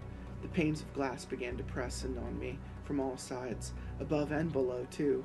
I suddenly pictured one of those crushed cars, you know, the cars that get crunched into a perfect square in those big compactor machines. My entire body shuddered as I realized I was going to be crushed into a perfect square, too. Ow! I cried out as the glass pressed down on me. Somebody help! I tried to scream, but my voice came out in a muffled yelp.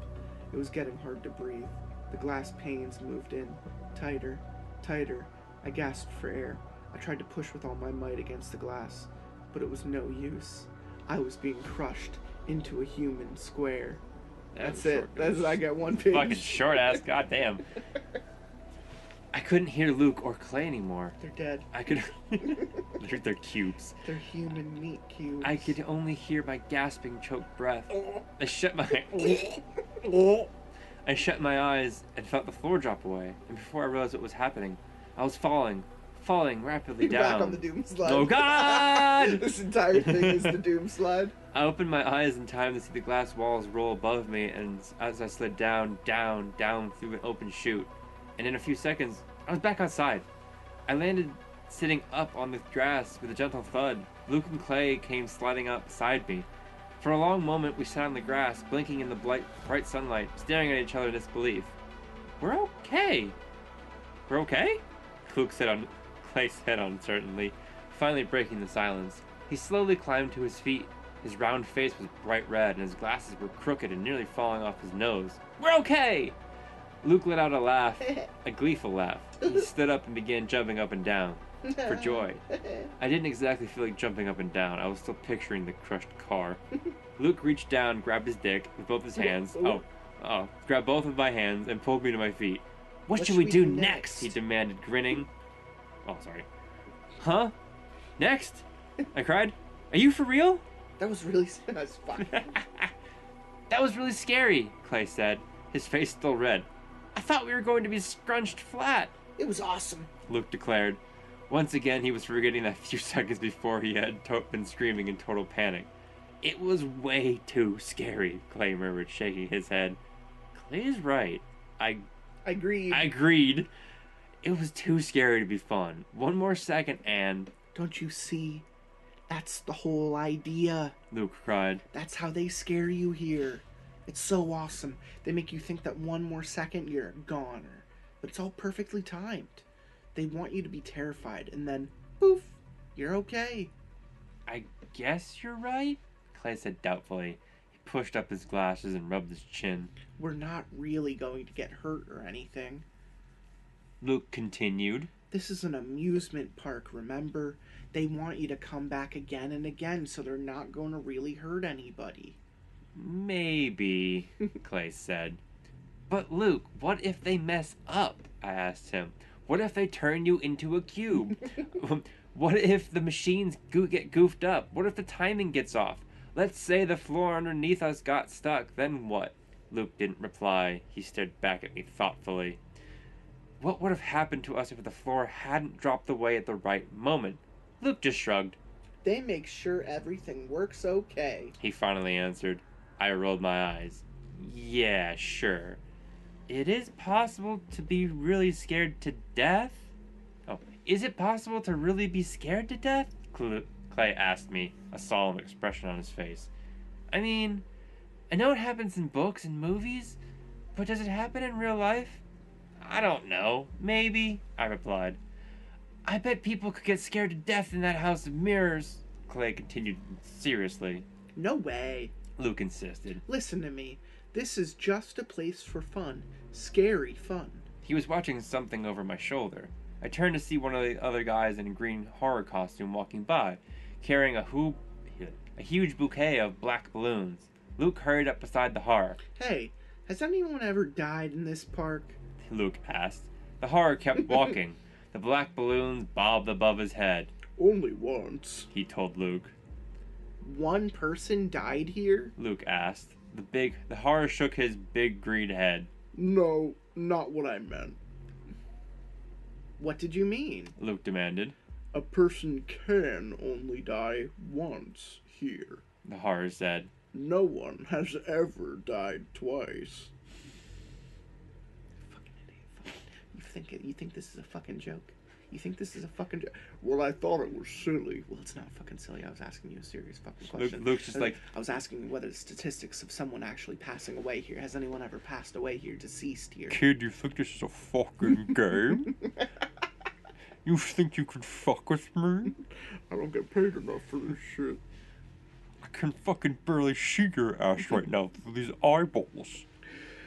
Do you mean people have really died here? I shouted. But the horror walked quickly on, the black balloons bouncing against each other, floating darkly against the clear blue sky. The horror's answer made me shiver. It wasn't just his words, it was the cold tone of his voice, the way he made it sound like a warning. He was joking, right? Clay asked in a trembling voice. He scratched his blonde hair nervously. Yeah, I guess, I replied. A family walked past us, heading toward the House of Mirrors. They had 2 little boys with them, both about 5 or 6, and both of them were crying.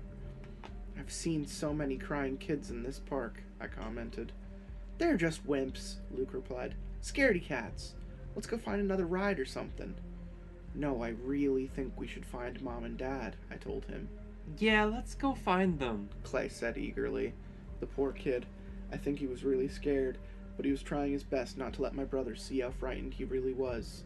Aw, what's the hurry? Luke protested. Let them find us. But they're probably really worried, I insisted. I started walking toward the front gate. Dad will only make us leave, Luke grumbled, but he followed anyway.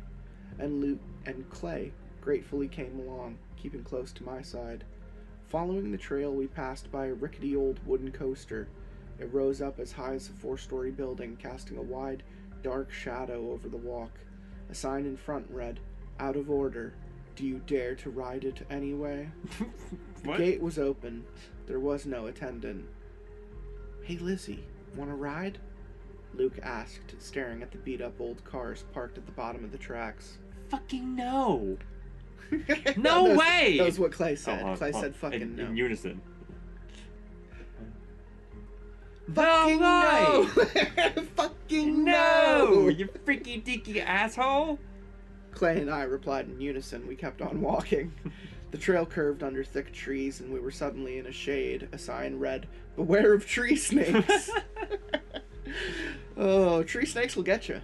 Clay covered his head with his hands. All three of us raised our eyes to the trees. Were there really snakes up there? It was too dark to see anything. The leaves were so thick, no sunlight filtered through. Suddenly, I heard a gentle hissing sound. At first, I thought it was just the rustle of leaves, but then the hissing grew louder, until all of the trees seemed to be hissing down at us.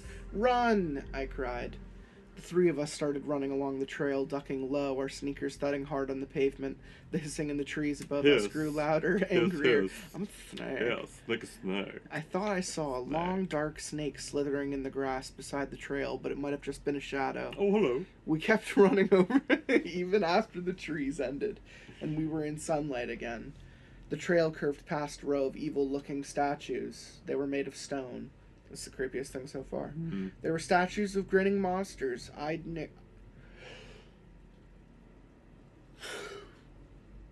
Eyes narrowed menacingly, fangs lowered from their twisted mouths. Their arms were outstretched, ready to grab anyone who came close. I slowed to a trot, my eyes on the ugly statues, and suddenly I heard low, evil laughter. It's coming from the statues! Clay exclaimed. Keep running! Did the statues move toward us? Did they raise their arms higher? Did they beckon to us to come closer? I'm not sure. With their evil laughter in my ears, I lowered my head and turned on the speed. All three of us were panting hard as we ran along the trail. I didn't see any other people. I didn't see anyone in a horror costume either. We slowed as we came to another sign. The one had an arrow pointing to the direction we were running. It read, "Front exit. Don't bother. You will never escape." I caught the worried expression on Clay's face as he read the sign.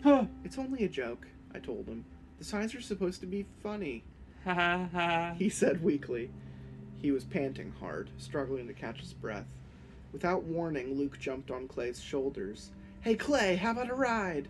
Clay cried out angrily. Get off! Luke already did. Oh. Luke laughed and hung on. Clay dropped to his knees, trying to throw Luke off. "Come on, guys," I pleaded. "Luke, stop being such a goof. We're trying to find Mom and Dad." But now they were laughing and wrestling on the ground. Naked. "Come on, guys," I shouted, rolling my eyes. "Let's go." I tugged my brother to his feet. Clay's glasses had flown off. He stopped to pick them up from the grass, then we continued on our way. The path led past a rectangular flower garden filled with black flowers, and then suddenly came to a stop in the front of a large red barn. The boys walked up to the open doorway of the barn. I stayed back, searching for a path that led around the barn, and I couldn't see one. "The path goes right through the barn to the other side," Luke called to me. "Come on, Lizzie." He motioned for me to join them. I spotted a sign, small, painted to the right side of the barn's double doors. It read, Bat barn! "Bat barn." Bat barn? "Hey, are there bats in there?" Are there bats in the bat barn? I called, feeling a cold shudder run down my back. I like most animals, but bats really give me the creeps. Luke stepped inside the barn. Clay hung back, standing just outside the door. "I don't see any," Luke called out to me. It's kind of dark. A strange odor invaded my nostrils. It was strong, sour, and it came from the barn. I didn't want to go in there. Come on, Lizzie, Luke called. The path goes right out the other side. Don't be chicken. You can run straight through. I stepped up beside Clay at the doorway and peered inside the barn.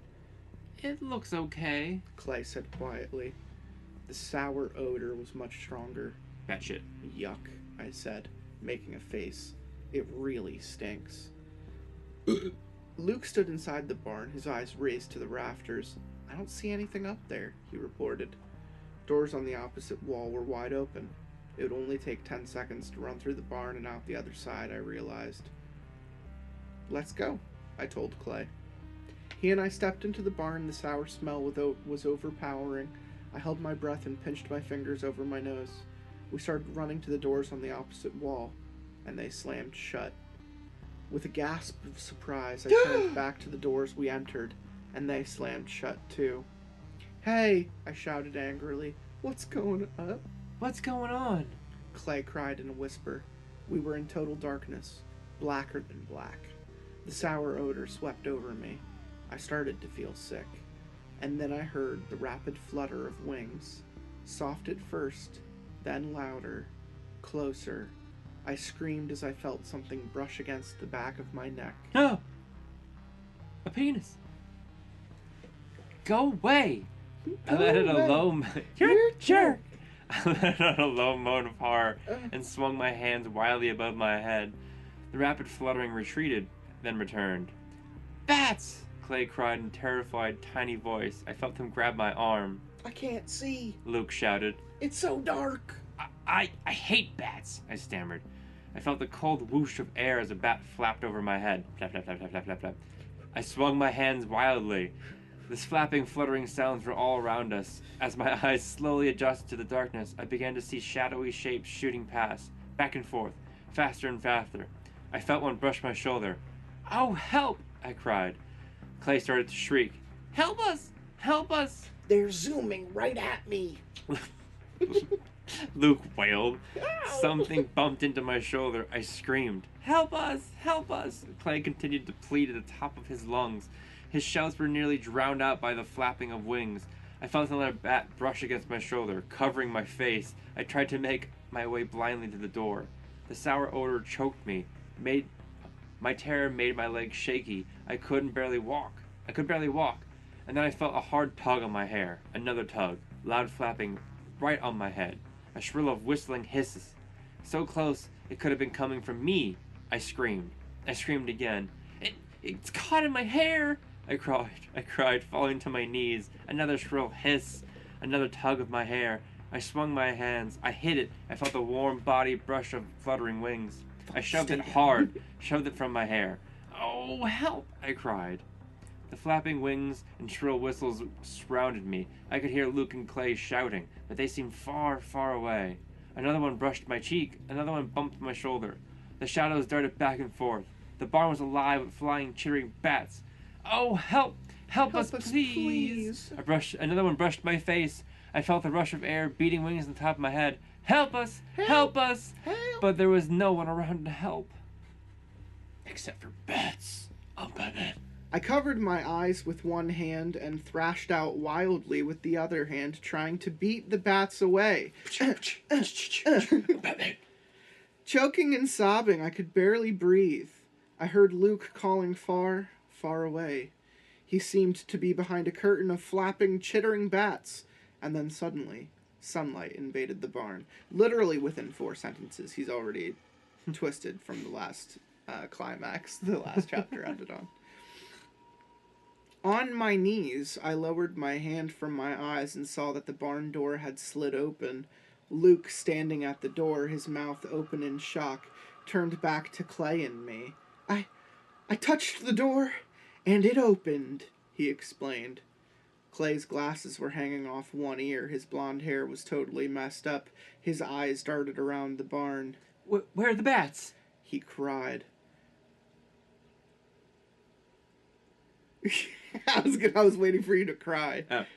Ah! I raised my eyes to the rafters. Hey! I cried out. No bats. No sign of bats anywhere. I climbed to my feet, pulling my hair back with both hands. Let's get out of here, I cried. Let's go. Clay and I followed Luke out of the barn. The warm sunshine felt so good! Exclamation point. I was still itchy from the bats. I rubbed my shoulders and the back of my neck. I hate bats. I really do, I exclaimed with a shudder.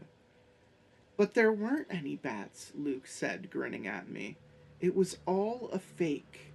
Huh? It was not! Clay cried angrily. Those were bats! I could hear them and feel them! All special effects, Luke claimed. It wasn't special effects when one got tangled in my hair, I cried. Just thinking about it gave me the cold shivers. Special effects, Luke repeated. Really excellent special effects. I was almost scared too. Almost, I cried. I walked over and grabbed him and pretended to wring his neck. Almost!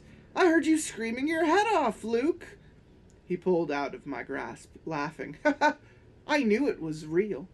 I was just screaming like that. I knew it wasn't real. I was just screaming like that to scare you. Oh.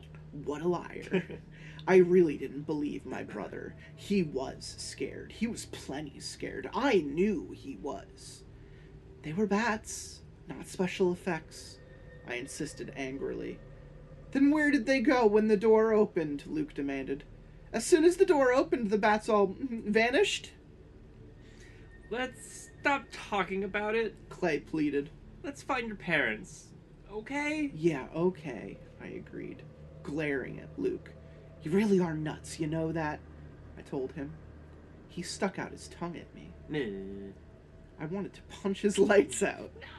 But I try to be a non-violent person, so... He's like your father. I just gave him one hard punch on the shoulder instead. He howled in protest. You're stupid, Lizzie. You're really stupid, he muttered. Aren't you? And you're afraid of... And you're afraid of pretend bats. I ignored him and led down the path toward the front gate. Two people in horror costumes appeared on the path going the other way, chatting enthusiastically. Is this the way to the front gate? I called to them, and they ignored my question and walked right past us. Hey! I called to them, but they both just kept jabbering away and didn't even seem to see or hear me. The sun beamed down on us. The air had become hot and still with no breeze at all. I wiped sweat off my forehead with one hand. I could still smell the sour aroma of the bat barn. The odor was on my hands, on my clothes. I saw 4 teenagers in bathing suits, 2 boys and 2 girls hurrying over the grass toward a large brown pond. A sign came into view near the shore. It read, "Alligator Pond. Feel free to swim here." Luke laughed. Are those guys crazy? We stopped to watch them step into the water. Do you really think there are gators in there? Clay asked, biting his lower lip. I shrugged. Who knows? I don't know what to think about this park. We continued along the path. A few minutes later, I recognized the mountain-shaped structure of the Doom Slide. The wide circular plaza came into view. It was nearly deserted. Even the ice cream selling horror had vanished from his cart. Where do you suppose Mom and Dad are? I asked. They've probably been looking for us for hours. Now they're really mad, Luke said, frowning. Where are they? Clay cried. He was starting to sound really stressed out. We've got to find them. Is that them? Luke asked. He was pointing to a man and a woman in a shade of a large stone fountain. Are you my mommy? Are you my dada? I shielded my eyes from the sun with one hand. The woman was tall, with dark hair. The man was short and blonde. Yeah, that's them, I cried happily. I started running to the fountain, calling to them, Mom, Dad. The boys came racing after me. Mom, Dad, hey, I shouted happily. They both turned around, surprised expressions on their faces. Oh, I cried out when I saw that it wasn't them. I stopped short and Luke bumped right into me. Sorry, I told the confused couple. We thought you were someone else. The 3 of us hurried across the plaza. I could hear the wail of wolves' howls from the werewolf village. The ice cream cart stood lonely and deserted near the entrance to the Doom Slide. Where are they? Clay asked, whining. I'm starting to get hungry. Yeah, it's way past lunchtime, I agreed. They could be anywhere, Luke said unhappily, kicking a pebble across the pavement. They could be anywhere in this giant park. I sighed. Let's look for them in the shade. The sun is getting really hot. We headed toward the shade of the Doomslide building. Suddenly, 2 green costume horrors came into view. Their big yellow eyes bulged in front of their heads. Without thinking, I went running up to them. Have you seen our parents? I asked breathlessly. They stared at me in surprise. Your parents? One of them repeated. Yeah, I nodded. My mom has black hair, my dad is kind of short, and he has blonde hair. The 2 horrors glanced at each other. Mom was wearing a bright yellow sundress, I told them. And Dad had a Chicago Cubs cap on his head, Luke added. Oh yeah, right, one of the horrors. A woman, replied. You saw them? I asked eagerly. She nodded. Yeah, I remember them. They left. They left about a half an hour ago. Shit. Huh? I gaped at her in disbelief. They asked me to give you a message, the horror said. Message? What message? I asked. Goodbye, the horror replied. What is this, Windows? Goodbye. Goodbye. Oh my goodness. Alright. You're wrong, I cried. They wouldn't leave. About a half an hour ago. The horror repeated. She shrugged her shoulders under the bulky monster costume. I was at the gate when they left. But, I sputtered. The 2 horrors turned and began walking towards a small white shed at the edge of the plaza. Hey, wait! I called, chasing after them. You made a mistake. Our parents wouldn't leave us here. They disappeared into the shed. The door slammed behind them. I turned back to Luke and Clay. They stared at me blankly. She was wrong, I told them. Mom and Dad are still here. I know it.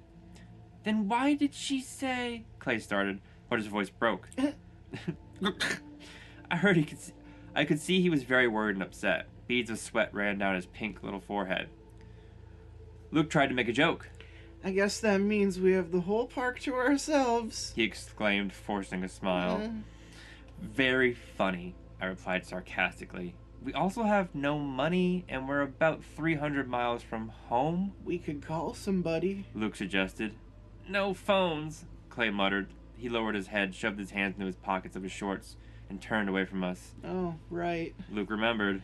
They told Dad there are no phones in the park. That's crazy, I said heatedly. They're liars. The horrors are all liars. I guess that's their job? All liars must be cut in half. All liars must be cut in half. Sorry, Ninja. Telling us that lies to scare us to death, that's why they call it Horrorland. They should call it Dumbland. Clay muttered bitterly. Hell fucking yeah, Clay. savage, Clay. But it's so cool. Luke protested. I love being scared out of my wits, don't you? He gave Clay a hard shove. No! Clay replied softly. No, Clay replied softly. He made no attempt to shove Luke back. Well, she was lying about Mom and Dad, I insisted, gazing at the white shed. She was just trying to scare us. Mom and Dad are still here. We just have to find them. Come on, let's go, Luke urged. I hope we find them soon. I'm getting real hungry. We wandered through the park for what seemed like hours. We searched through the dark, mysterious woods, and strange monster villages. We passed through a carnival area with dozens of scary-looking rides. On the other side of Vampire Village, we passed a building marked Monster Zoo. It was closed, but we could hear the most terrifying grunts, howls, and moans coming from inside. A long yellow building had a sign outside that proclaimed, Guillotine Museum. Please hold on to your head. Luke wanted to go inside, but Clay and I talked him out of it. Yeah, dude, Horrorland was surprisingly empty. We passed several horrors scurrying along their paths in their bright green costumes. And we saw a few families walking around, always with crying kids. The rides in the carnival area were all running empty. All the food stands and restaurants were empty too. We walked clear across to the other end of the park. I was feeling more and more worried. Why hadn't we run into Mom and Dad? Surely we should have seen them by now. Clay had become very quiet. I could tell he was really scared. Even Luke trudged along with his shoulders slumped and his head down. By the time we found ourselves back at the alligator pond, I was feeling pretty bad. I crossed the grassy shore and walked up to the edge of the brown water. Don't touch the brown water. What do you think happened to those teenagers who went swimming here? Who went swimming here? Luke asked, staring across the pond. Think the alligators ate them? Maybe, I replied. Maybe. I wasn't really listening to him. I was thinking about Mom and Dad. Hey, look! Clay cried, pointing to the water. I saw 2 long greenish-brown logs floating towards us on top of the water. Pond. There's a candy bar in the pond! It took me a while to realize the logs were alligators. Big ones, Clay declared. Big ones, Clay declared in a hushed whisper. Better step back, I warned them. All 3 of us were standing at the water's edge. The alligators floated silently just below the surface of the still water, hardly making a ripple. Mom and Dad didn't leave without us. I repeated for the 1000th time. But we searched everywhere, Luke said quietly. They didn't leave without us, I said. They would never leave without us. So, I hesitated. I was thinking hard, and my thoughts were all frightening. So, Clay asked eagerly. So if they're not in the park, I continued, it means something happened to them. Something bad happened to them. Clay gasped. Luke narrowed his blue eyes at me. What do you mean, Lizzie? He asked. I mean, maybe this place really is evil, I said. And maybe the horrors or somebody did something bad to Mom and Dad. I stared down at the brown alligator backs gliding so smoothly, so effortlessly towards us. That's crazy, Luke muttered. I knew it was crazy, but I had no other explanation. I have such a bad feeling about this park, I told them. A real bad feeling. And as I said that, I felt strong hands grab me from behind and push me into the alligator pond. Oh, fuck. She's dead. Let the poo! I screamed, then I realized I wasn't being tossed into the water. The hands were holding onto my shoulders. I spun around. Dad, I cried. Lizzie, he exclaimed, still holding on to me. Where have you guys been? We searched the entire park 12 times, Mom declared. She was standing behind us on the grass, hands pressed tensely on her waist. We were looking for you, I cried. They told us you left, Luke said. We were kind of scared. Kind of scared. We all started talking at once. I was so happy to see them, and I could see Luke and Clay were both really happy too. I had imagined all sorts of terrible things happening to Mom and Dad. It wasn't like me to let my imagination run away like that. But Horrorland was such a scary place. It was impossible not to have scary thoughts there. I want to go home, I said. Did you find a phone? Clay asked. Did you find a car? Dad shook his head. My No. car! No. My car! No phones. The guy in the monster costume didn't lie. There are no phones in this park. But the horrors were very nice to us. Mom broke in. They told us not to worry about a thing. They said to just come to the ticket booth when we were ready to leave, Dad reported. Mom ran a hand tenderly through Luke's hair. Did you go on any rides or anything? We did a lot of scary stuff, Luke told her. Very scary, Clay added. I'm really hungry, Luke said. Dad glanced at his watch. It's way past lunchtime. I think we're all hungry.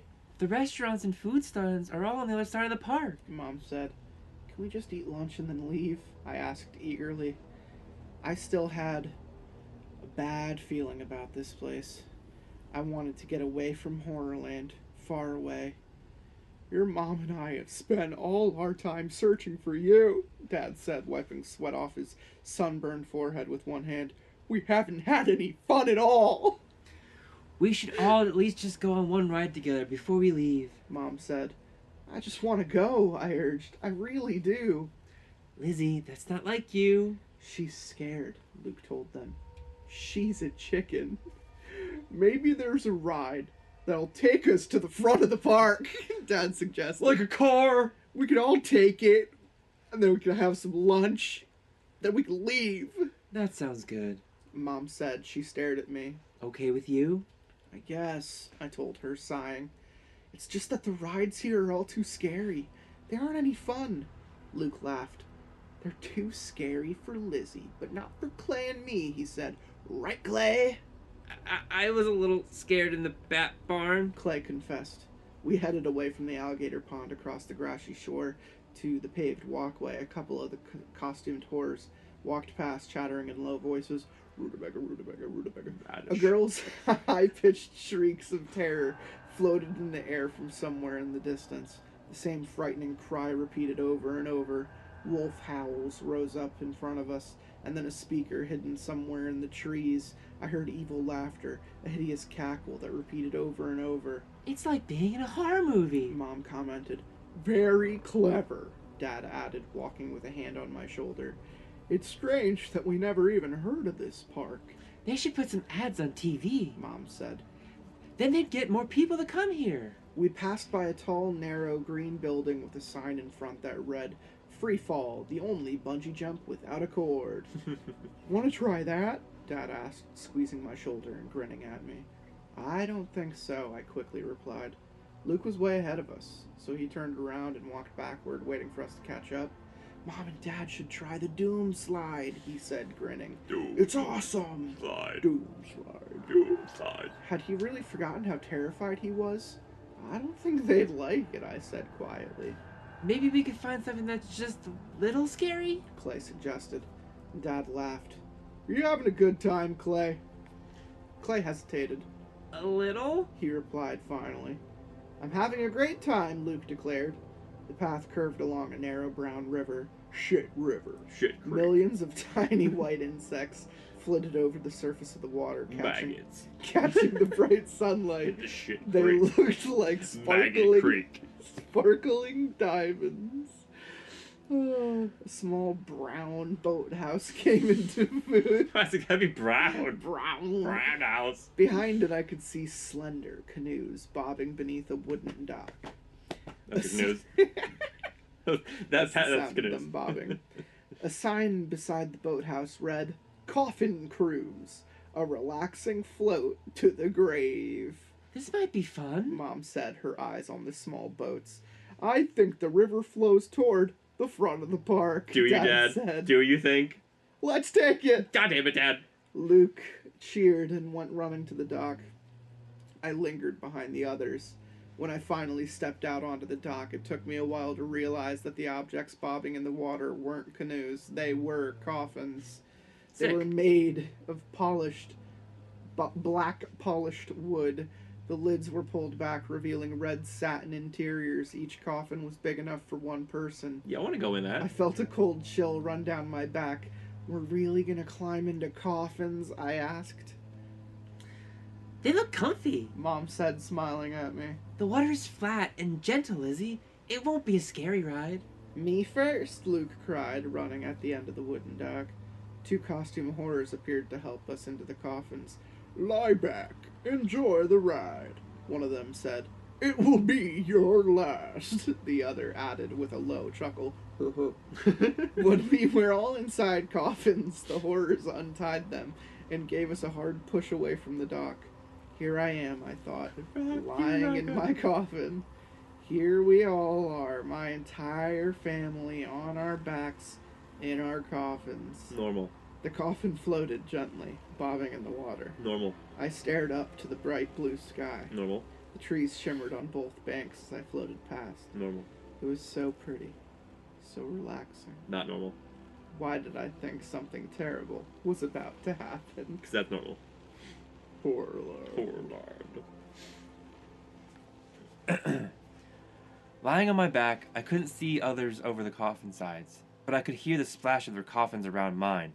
This is nice, Mom said. Very relaxing. It's boring. Luke declared from up ahead of me. Where's the scary part?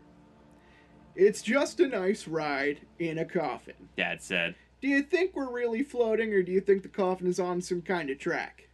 I could float like this for hours, Mom said. The rides here are pretty long, Clay told her. Is that a hawk up in the sky? Whoa, can everyone see it? Shielding my eyes from the sun with one hand, I searched the sky, directly above. A dark shadow hovered high in the sky, a little bigger than a dot. It's not a hawk. I'll bet it's a vulture. Luke declared. It sees the coffins. It's waiting to eat our flesh. He laughed. Luke, where do you get these hideous ideas? Mom demanded. Maybe Luke should live in Horrorland. Dad exclaimed. Horrorland. We could get him in one of those green monster costumes and he'd fit right in perfectly. He doesn't need a costume. I joked. I was starting to feel a little better. The ride was gentle and relaxing, and I figured nothing terrible could happen with my whole family around. Dumbass. I settled back at my coffin bottom. I settled back on the coffin bottom. Do you know where you are? Horrorland. My hands resting at the sides, and I stared up dreamily at the birds circling high in the sky. The coffin bobbed gently, making splash sounds. So pleasant. So quiet. And then, before I could utter a sound, the coffin The coffin lid slammed over me, and I was trapped in total darkness. Hell yeah, easy chapter for me. I was gonna say, you get the one page now. I had a one page earlier.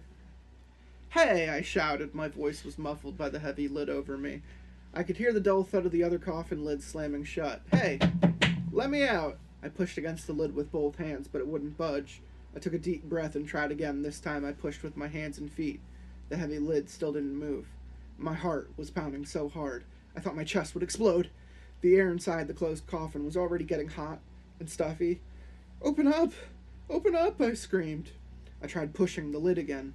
I could hear Clay's muffled cries in the coffin next to mine. The poor guy was screaming his head off. I let out a loud groan as I pushed with all my strength. The lid wouldn't give an inch. I'll give you an inch. Calm down, Lizzie, calm down, I instructed myself. It's just a stupid ride. The coffin lid will open any second. I think I remember this from the episode of the TV show. Oh, really? Yeah, because I remember, like, claustrophobia has always been, like, a thing for me. And watching that as a kid. Watching a kid trapped inside of a coffin, like, banging on the lid was absolutely something that haunted me. Things that make you go, buh. It's just a stupid ride. The coffin lid will open any second. Breathing hard, I waited. I counted to 10. I counted to 10 again. The lid didn't snap open. I tried shutting my eyes and counting to 50. And when I reached 50, I told myself I'll open my eyes, and the lid will open. 22, 23, 24, I counted out loud. My voice sounded tiny and choked. It was getting hard to breathe. The air began to feel really stale. I stopped counting at 25 and opened my eyes. The lid hadn't popped open. It's so hot in here, I thought. The sun is beating down on the lid. There's no air. I'm gonna fry.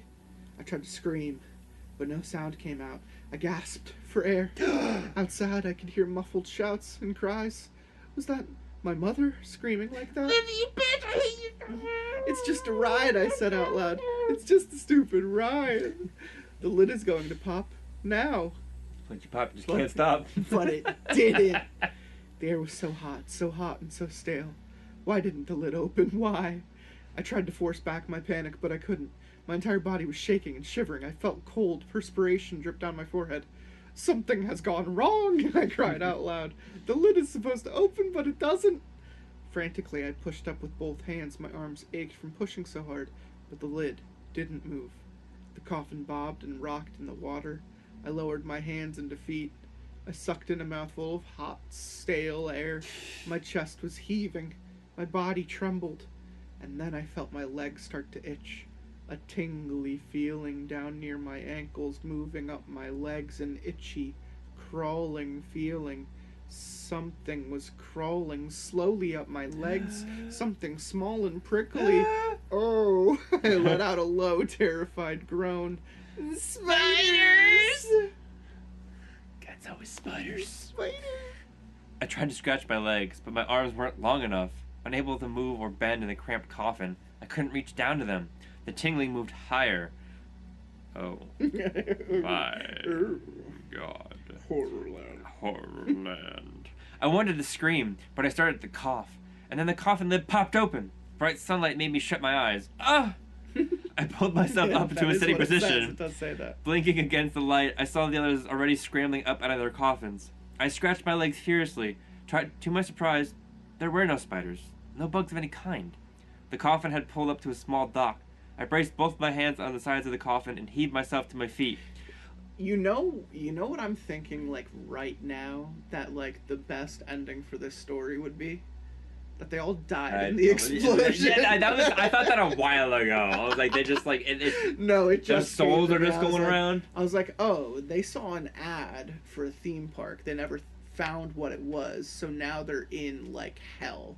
And hell is just a theme park in Florida, like, or like an outside, like Georgia. And they just have to keep going. They have to keep going on these rides. Yeah, even that's it's where just they are. Constant, and it's always a gimmick at the end. Yeah. Let's get out of here! I heard Clay cry. That was horrible! Mom shrieked. Luke didn't say anything. His face was pale, and his black hair was matted to his forehead. He pissed on himself.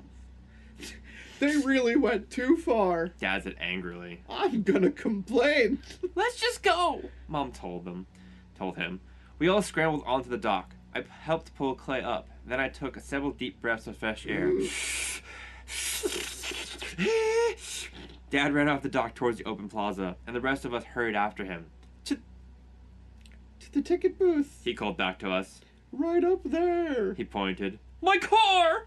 The coffin ride had taken us to the front of the park. Ah, shit, he was fucking right. He was right. God damn it, Dad. I love it. I could see the front gate and the row of green ticket booths just to the right. That ride really was gross, Clay said, shaking his head. My legs got all itchy. I thought it was ants. I thought it was spiders, I told him.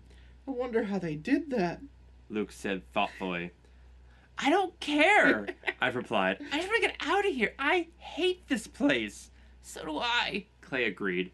They just go too far, Mom said breathlessly, jogging to keep up with us as we followed Dad. This isn't any fun. It isn't any fun when a ride is that scary. I really had trouble breathing. So did I told her. Hey, how do we get home? Luke suddenly demanded, staring at Mom. Our car blew up. I think those people in the monster costumes will lend us a car, Mom replied. They told your father just to come to the ticket booth. Can we stop and get pizza? Luke asked. Let's just get out of this place and then worry about lunch, Mom told him. The main plaza was totally empty, not another living person. We followed Dad to the first ticket booth. He turned back to us, making a disappointed face. Closed, he said. A metal grate had been pulled over the window. Dad was breathing hard from running all the way up here. He pushed his blonde hair off his sweaty forehead with both hands. Over here, he said. Then we followed him to the next ticket booth, also closed. Then the next, closed. It didn't take us long to discover that all the ticket booths were closed. Weird, Luke said, shaking his head. Don't they expect any more visitors today? Mom asked Dad. How can they just close up like that? Dad shrugged. We'll have to ask someone. His eyes searched the empty grounds. I turned and checked out the plaza along with him. Still no one in sight. No visitors. Let's try over there, Dad said. Too soon, apparently. He started walking to a low green building that stood beyond the ticket booths. It looked like some kind of office. It was closed too. Dad tried the door. It was locked. Dad scratched his head. What's going on here? Where'd everyone disappear to? He demanded. Mom took his arm. It's very strange, she said softly. I glanced at Luke and Clay. They were standing tensely side by side on the... Yeah, I read that right. They were standing tensely side by side on the walk in front of the front office. Neither of them spoke. Are you sure these are the right ticket booths? I asked. Yes. Dad replied wearily. This is the front entrance. So where can everyone be? Mom asked, chewing her lower lip. Maybe we can find someone in the parking lot, I suggested. You know, a parking lot attendant or something. They'll be able to tell us how to get a car to get home. Good idea, Lizzie. Dad pointed finger guns at me and said, he patted karate chop top of my head like he used to when I was a little girl. I waited for Luke to make fun of me, but he didn't say a word. I guess he was too worried and upset. Come on, I urged. I turned and ran past the empty ticket booths. The tall metal front gate up to Horrorland stood just beyond the booths. I stopped for a second to read a sign on the other side of the ticket booth, and it said, "No exit. No one leaves Horrorland alive." I said sarcastically. These signs are a riot, aren't they? I jogged the rest of the way to reach the gate first. I pulled it. It wouldn't move. It wouldn't open. So I tried pushing it. It didn't move. Then I saw the heavy chain and large steel padlocks on the gate. Swallowing hard, I turned back to the others. We're locked in, I told them. Lock in, boys. What? Dad stared at me, his face twisted in confusion. I don't think he believed me. We're locked in, I repeated. I lifted the heavy metal padlock with both hands and then let it fall back with a loud clang against the bars of the gate.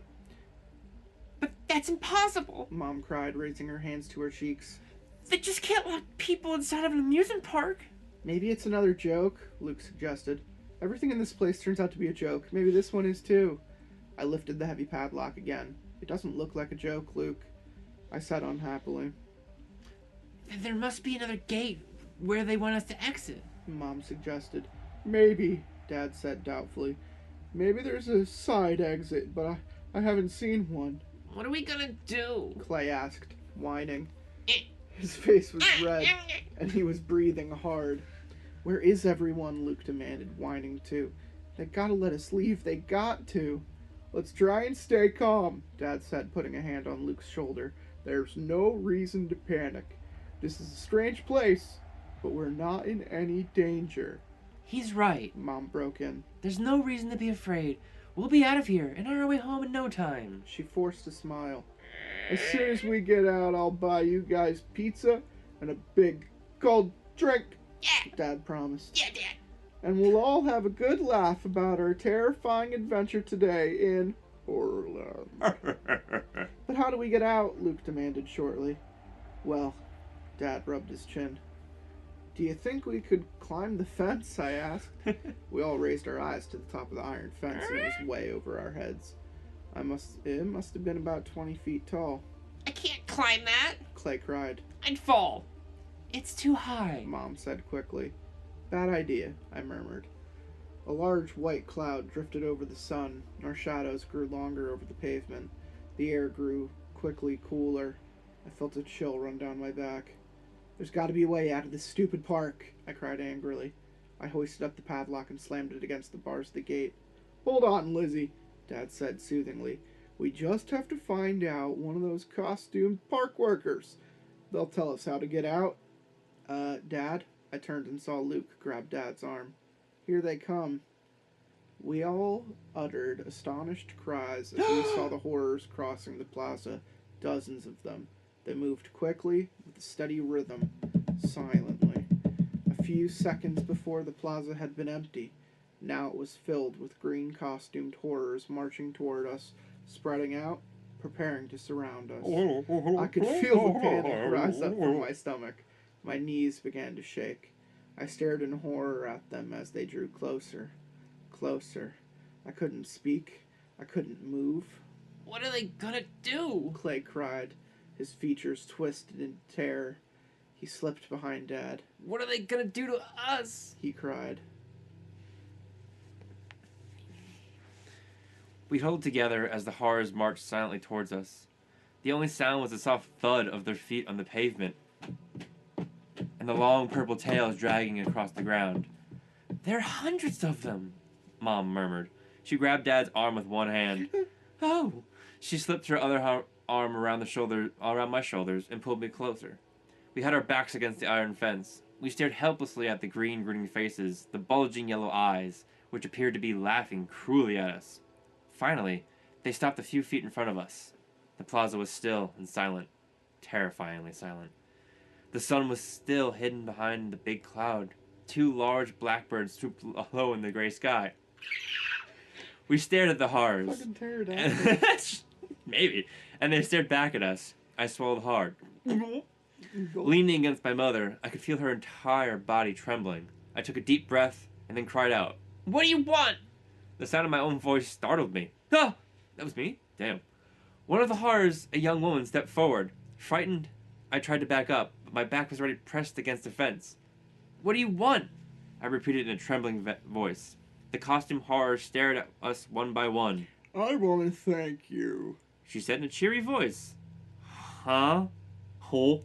I uttered. I'm the Horrorland MC. We all want to thank you for being our guests today. And she flashed us a warm smile. You mean we can go? Luke demanded, half hidden behind my dad. Of course, The horror said. grinning warmly. But first, we all want to thank you for appearing on Horrorland Hidden Camera. Hi, I'm Ashton Kutcher. You just got punked. How about you take a seat? Chris Hansen. Chris Monster. Welcome to Horrorland. The dozens of horrors. How many times have you been molested today? We only touched your kid 16 times today. What the hell? They don't know which monster it was, though. That's the fun of it. The dozens of horrors behind her broke into applause and loud cheers. Woo! Yeah, we fucking got you. This is some kind of show? Dad demanded, frowning. See the cameras? The MC asked. She gestured up to 2 tall poles in the plaza. Raising my eyes up to the top, I saw 2 TV cameras. You mean we were on TV? Luke cried. Since the moment you arrived, The MC replied. our hidden cameras followed you everywhere. From the hilarious scene where we blew up your car, our cameras were with you. My car! And I know your home audience loved the terrifying expressions on your faces and all your horrified screams as you took our Horrorland rides. Now, wait a minute, Dad said. As he morphed out of the monster costume. Dad said angrily. He took a step forward. His hands were balled in the tense fist at his sides. You say this is a TV show? How come I never seen it? We're seen every weekend on the Monster Channel. The horror replied. Oh? Dad replied quickly, lowering his eyes. We don't have cable. You should get it. The horror told him. You're missing a lot of great scary shows on the Monster Channel. The horrors all clapped and cheered. Woo! Yeah! Well, you've been very good sports. The MC continued, her yellow eyes bouncing in front of her head as she talked. We've enjoyed having you. And to show our appreciation, we have a brand new car waiting for you in the parking lot. More cheers and applause from the horrors. Woo! Wait, how do we afford a car? A new car? Excellent. Luke exclaimed. Does that mean we can leave? Clay asked timidly. The horror nodded. Yes, it's time for you to get the fuck out of here. The real exit is right over there, through the doorway. She pointed to a tall green building near the end of the fence. I saw a yellow door on the side. Take the yellow door. The horror instructed. And thanks again for appearing on Horrorland Hidden Camera. As all the horrors clapped with their big green hands, we stepped away from the fence and hurried towards the exit. I can't believe we're on TV the whole time, Mom declared. And we're getting a new car. Luke exclaimed happily. He started jumping up and down, and then he leapt on the cuz's back, nearly knocking him over. Oh, shit! I laughed. It was good to see the old Luke back with us. We've got to get cable. Luke told Dad. I want to see the Monster Channel. It's got to be awesome. We'll have to order it as soon as so we can see it ourselves, Mom said. I reached the yellow door first and pulled it open. I stepped into an enormous room with white walls that shone under the bright white lights of a ceiling. Is this the exit? I cried. As soon as we were all inside, the door slammed shut with a big bang that made my heart skip. Hold on. Better. No, I liked the first one. As soon as we were all inside the door, then all the lights went out. Welcome to a Horrorland challenge. Boomed a deep, frightening voice over the loudspeaker. Huh? I gazed blindly around, trying to see something, anything, in the total darkness. You have 1 minute to go through the monster obstacle course. The voice thundered. Please keep in mind that the games are now over. This is real. You're playing for your life. Oh shit. Here comes the physical challenge. Horrorland. We've been tricked. I heard Dad cry angrily, and then he shouted at the top of his lungs, Let's get out of here! Zoinks! Run! The deep voice boomed over the loudspeaker. You have 56 seconds. Dad started to shout again, but we stopped when a dim light came up and a disgusting four-armed creature stepped towards us. Oh! I cried out without even realizing it. It was the size of a gorilla. The monster had huge green eyes surrounded by thick red fur over its face. Saliva drooled from its mouth, and as it opened its jaws wider, 2 rows of long fangs slid over its thin purple lips. Don't just stand there! Run! This is an obstacle course! The voice boomed impatiently. You have 50 seconds to live! At least make a good race of it. The monster uttered a low growl and lumbered toward us in a dim light. The jaws were opened wide as if preparing to bite. Its 4 enormous clawed hands swiped at the air in front of it. I was too stunned to move, too frightened to run, but suddenly I felt a hand grab mine and tug me hard. It was Dad, I realized, trying to pull me to safety. I heard the boys screaming in fear. I felt Mom brush beside me as we started to stumble forward. "Run! Run!" the deep voice urged over the shrieks of the 2 boys. I couldn't see where I was running. The light was so dim, so shadowy. I saw only a blur now. A blur of running feet, of moving shadows. The monster let out a deafening roar. I covered my ears and kept running. Its 4 clawed hands swiped at Dad. Missed. We hurtled past it, only to face 2 giant birds at least 10 feet tall. They looked like cranes. They squawked and flapped their enormous wings. It sounded like canvas tents flapping in a strong wind. "Oh, help!" Was that me, shrieking like that? Was I really being wrapped in their hot, flapping wings? Smothered? Choked? Mercy. No, please! How do I break away? How do I say no? Was I being chased now by 6 growling pig-like creatures with sharp, pointed teeth curling from their twisted mouths? The screams and terrified shrieks of my family rose over the birds' beating wings, the monstrous growls and grunts. I hear Dad cry out, and in the dim light I saw him struggling to free himself from the 4-armed creature. "No!" I screamed as I felt something warm wrap around my ankle, a fur-covered snake. I screamed again and kicked wildly, sending it flying into the darkness. But before I could move away, another furry snake spun around my leg, tightening quickly. I bent and pulled it as it hissed in protest. I tossed it aside. "Run! Run!" the voice on the loudspeaker boomed. 20 seconds to live!" More monsters loomed in front of us, disgusting yellow lizard-like creatures with dark, flicking tongues like bullwhips. A hopping furry ball that roared as it hopped, sharp teeth poking out of its 3 mouths. Hissing snakes, enormous buzzing insects, and glowing red eyes. More grunting pig monsters. Then a giant bear-like creature came out at us on 2 legs. Man-bear pig! It tossed its dark round head back and laughed like a hyena as its paws punched the air. "Help me!" I heard Luke shriek, and then I saw him disappear, wrapped inside the beating wings of one of the giant birds. The bird cawed in triumph as its wings tightened around my brother. 10 seconds, the voice boomed. "No!" I cried. I lunged toward the bird, grasped the beating wing, and pulled it open. Luke slid out, and we both began to run. Monsters growled and flapped and grunted and roared. "Are we going to make it?" Luke asked in a tiny voice. I didn't have a chance to answer. 2 powerful paws grabbed me around the waist, hoisted me high into the air, and then slammed me into the floor. Suplex. Cold, stone cold stunner. I landed hard on my stomach. My forehead hit the floor. Ooh. Dizzy and hurt, I looked up in time to see an enormous, elephant-like creature about to flatten me with a huge, furry back foot. I'm not gonna make it, I realized. I'm not gonna make it.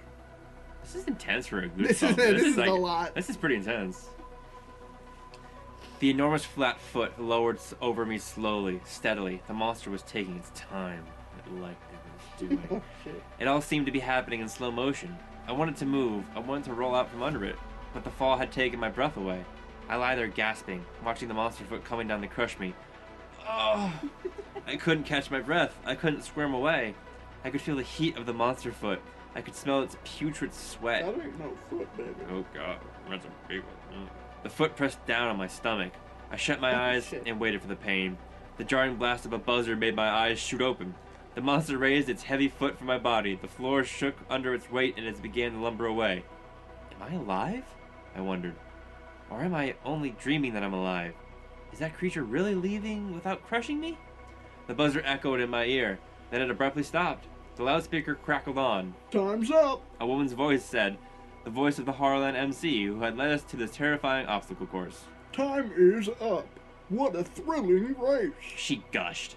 I groaned and started to pull myself together. In the dim light, I saw all the monsters had vanished. That was a tough battle. The MC continued over the loudspeaker. Do we have any survivors? Yes, we do, Yes, we do. the deep booming voice replied. How many survivors do we have in there? The woman asked. 3. The booming voice replied. 3 survivors out of 5. Damn, that was short. Damn, Dad died. No! And Luke, he got by the birds! No, she saved Luke. Oh, did she? I don't know if Mom made it. I don't know if Dad and Mom made it. I I would hate to think it was Clay. Well, he deserved it at this point. Yeah, probably. A cold chill ran down my body. I opened my mouth in a silent cry of shock and leapt to my feet. 3 out of 5. Did that mean that 2 of us were dead? My chest still ached. My knees were trembling. I squinted into the dim light, searching desperately for the others. Halfway across the room, I saw Luke and Clay. They were huddled together, walking as if in a daze toward the far wall. Hey! I tried to call them, but my voice came out choked, whispered. Where were Mom and Dad? Were they both killed by monsters? 3 out of 5. 3 out of 5. No! I finally found my voice and let out a horrified wail that echoed off the walls. Excuse me. A slight mistake. The deep voice boomed. Make that 5 out of 5 survivors. 5 out of 5. The Horrorland MC exclaimed. A new record. We've never had a perfect score before. Let's give them a round of applause, everyone. Yeah! I took a deep breath and held it in, trying to stop my trembling. They're okay, I thought happily. Mom and Dad are okay. And then I saw them. They had their arms around Luke and Clay, and were making their way toward me. We're okay, I cried, rushing to them, my arms outstretched. We're okay. All 5 of us huddled in the center of the dark room, hugging each other and sobbing. Dab's arm was bleeding from a deep gash. One of the monsters had clawed him. Aside from that, we were shaken but not hurt. Now what? Luke asked in a trembling voice. Are they going to let us go? They can't get away with this, Dad said angrily. They can't do this to people and get away with it. I don't care if it is TV. My car! The monsters were real. Oh, that's her saying it. The She heard it to her dad. I was going to say, those monsters were real, I exclaimed with a shudder. It wasn't a fake. They were really trying to kill us. How do we get out? Luke demanded. Will they let us out? We all started chattering at once, our voices high and frightened. Suddenly, the ceiling lights flashed on, flooding the room with a bright light, and the MC's voice broke through our frightened conversation. Let's bring out our winners with a round of applause, she announced cheerfully. We all cried out as the floor began to tilt beneath us. I grabbed onto Dad and we started to slide. The floor tilted down like a sliding board, and we slid out of the room and landed in the plaza outside. Still feeling dazed, I jumped quickly to my feet as the Horrorland MC hurried to greet us, the big crowd of horrors behind her clapping and cheering. You can't do this to us, I screeched. Fuck you! I was so angry. I didn't know what I was doing, I just totally freaked. I leaped at the woman, grabbing the top of her mask, and started to pull it down with both hands. You can't do this, you can't, I shrieked. Let me see your face. Let me see who you really are. Using all my strength, I gave the mask a hard tug. Then I screamed and let go as I realized the truth. The real truth. She wasn't wearing a mask. The monstrous green face was her face. She wasn't wearing a monster costume. None of the horrors were wearing costumes, I realized. I stepped back, raising my hands in horror as if trying to shield myself. You're really monsters, I stammered. They nodded back at me, pleased with grins on their ugly faces, their yellow eyes bobbing gleefully. You're all monsters! I screamed. But you said this was a TV show! I stammered to the horror MC. Her bulging yellow eyes gazed at me. We're happy to say it is the top-rated show on the Monster Channel. She said cheerily. Thanks to the great contestants like you and your family, the Monster Channel is watched by nearly 2 million monsters all over the world. But... I stammered, taking another step back. People don't always take us seriously. She continued. People come to Horrorland and think it's all a big joke. People laugh at the signs around the park. They laugh at the rides and attractions, but it's all very serious. My father All of it. Every All bit. of it. My father stepped up beside me, shaking a fist angrily. But you can't do this to innocent people. He shouted. You can't bring people into the park and torture them and... Oh, I'm sorry. Our time is up. The MC interrupted, shaking her enormous green head. I'm sad to say it's time to say goodbye to our special guest for this week. Now wait. Dad shouted, raising both hands for quiet. The crowd of horrors silently pushed forward. We had no choice but to start moving with them. Let me show you people the way we say goodbye on Horrorland Hidden Camera. The MC said. Dad tried to hold back, to resist, but several horrors bumped against him. They were all bumping all of us now, pushing us towards what appeared to be a round purple pond just beyond the plaza. We couldn't fight back. There were too many of them. We couldn't run. They had us surrounded. They drove us like sheepdogs herding cattle. In a few seconds, we were standing at the edge of the purple pond.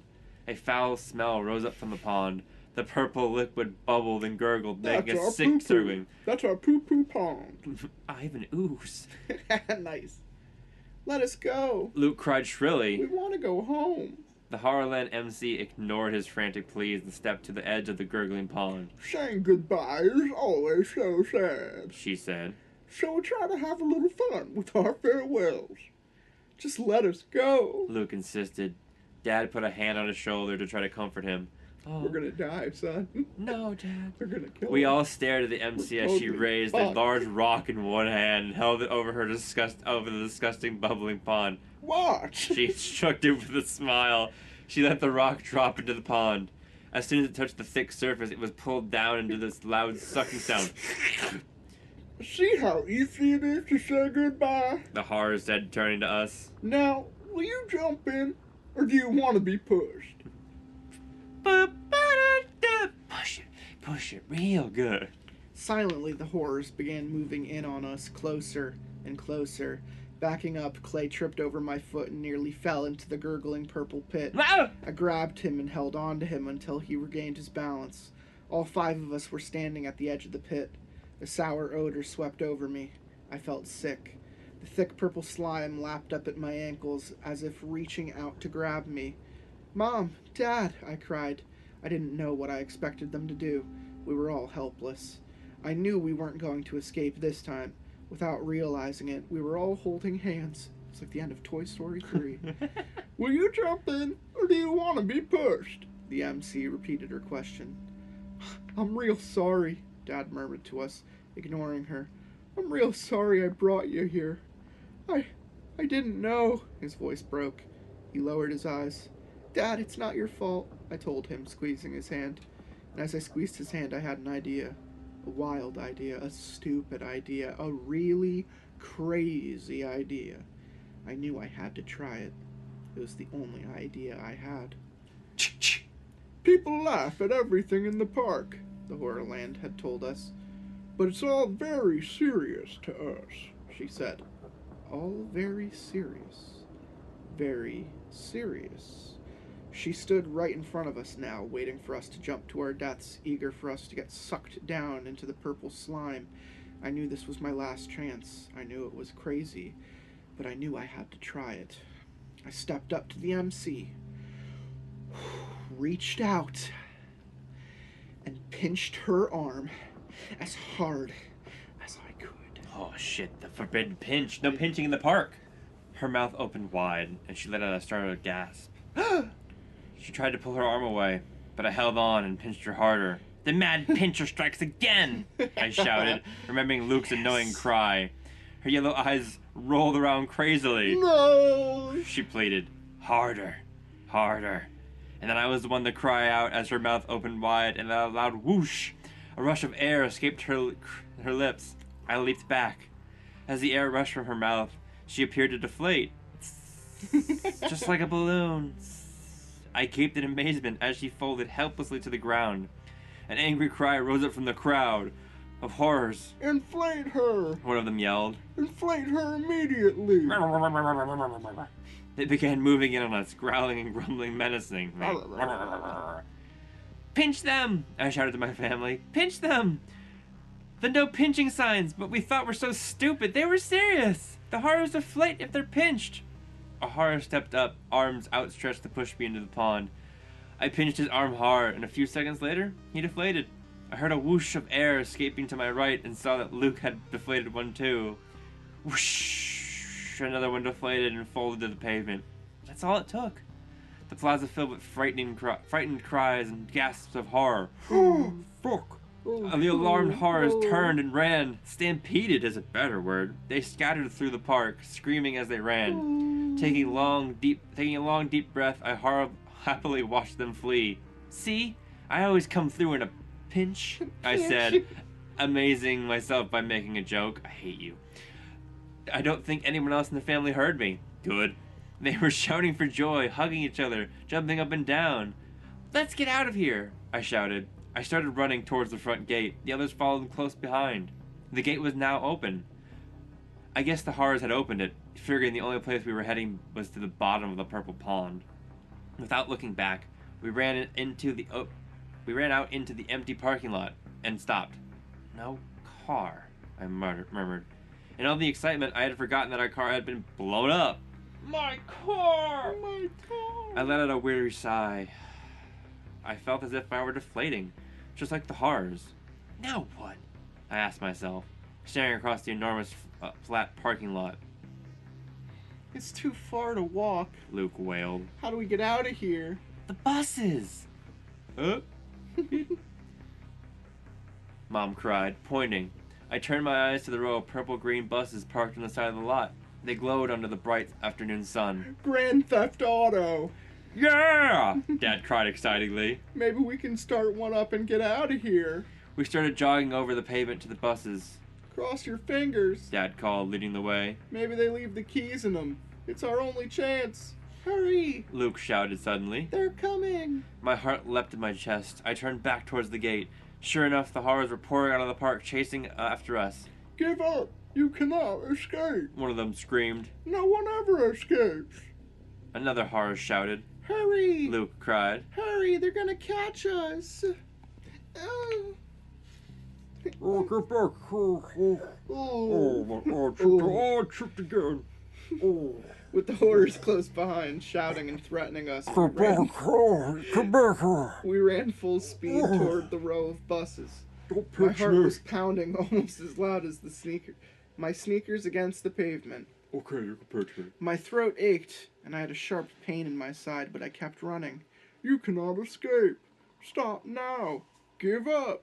The angry cries of the Pinch horrors me. sounded even closer, but I didn't turn back to see if they were catching up.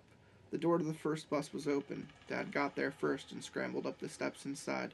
Mom stepped in, followed by the two boys. I pulled myself inside, and the bus door slid shut behind me. Dad, the keys, I choked out. Yes, they're here, he cried happily. Hold on, we're getting away. The engine coughed and then started up with a roar. Dad lowered his foot on the gas pedal and the bus shot forward. I stumbled down the aisle and fell into a seat behind Luke and Clay. Hurry! They're I'm coming! I'm coming! They're coming! Luke and Clay were screaming in unison.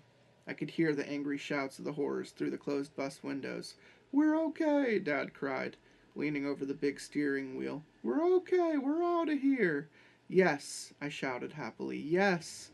We all started to cheer. We kept cheering until we were out of the parking lot and back onto the highway.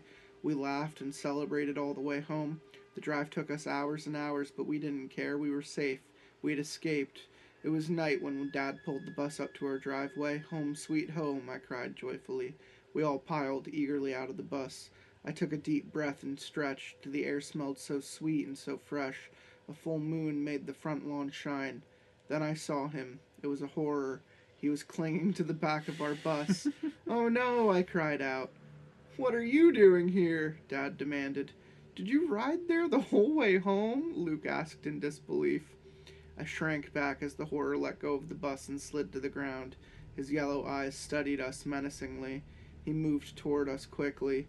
Clay and Luke hid behind Dad. Mom's mouth dropped open in fright. "What do you want?" I cried.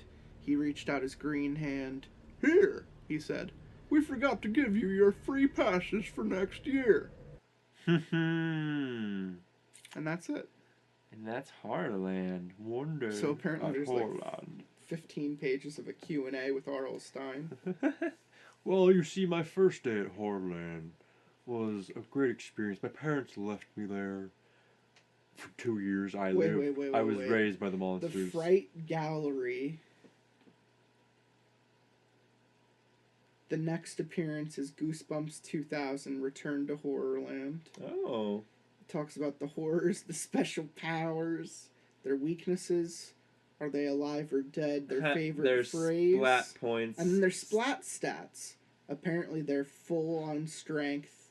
Next on attack skills, intelligence after that. I think that's a pretty good... Some speed and humor.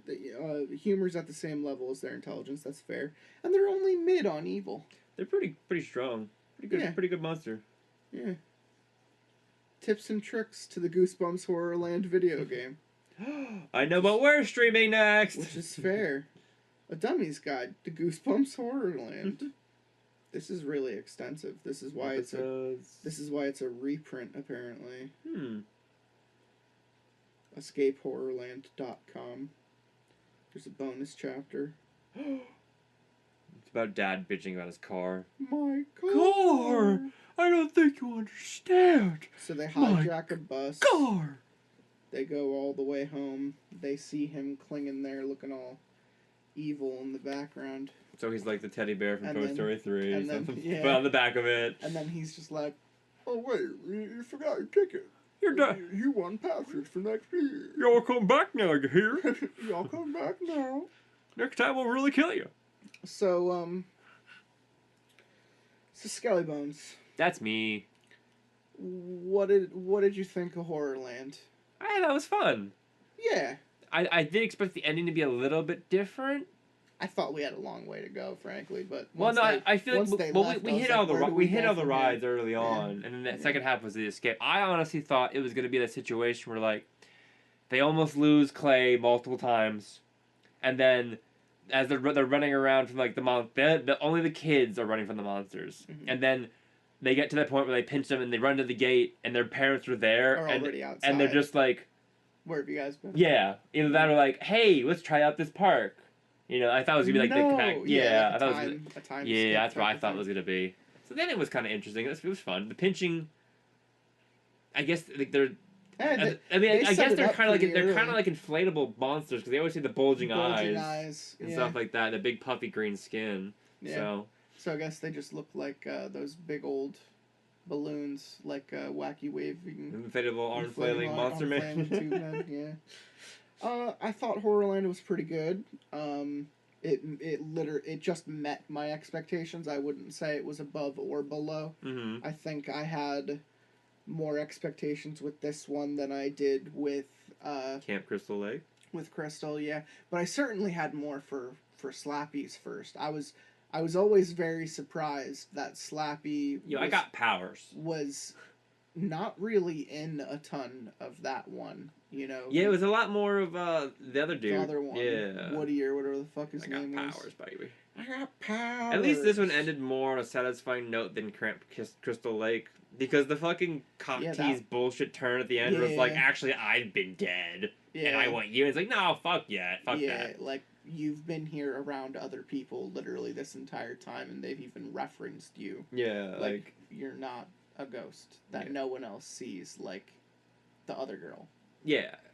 So, yeah, I mean, when you see a cover, because we were talking about the cover art, that's kind of like a reason we would pick some of these stories over other ones. When you see the cover art and it's just like a horror eating like cotton candy. Yeah, big old green chubby monster with a cotton candy cart. It's not super threatening. I didn't expect to like read this one and get like Mayhem Mountain out of this shit. But even then, there was an element of it there. We had a little. So were they really gonna kill them at the end? I don't know. I guess it's like up in the air interpretation. I just think they got kicks out of torturing them, and I think it would have lasted much longer had they not like actually hit the kryptonite with them by pinching. Does that mean they get a free bus? Because like that's worth way more than a car. Yeah, but the upkeep.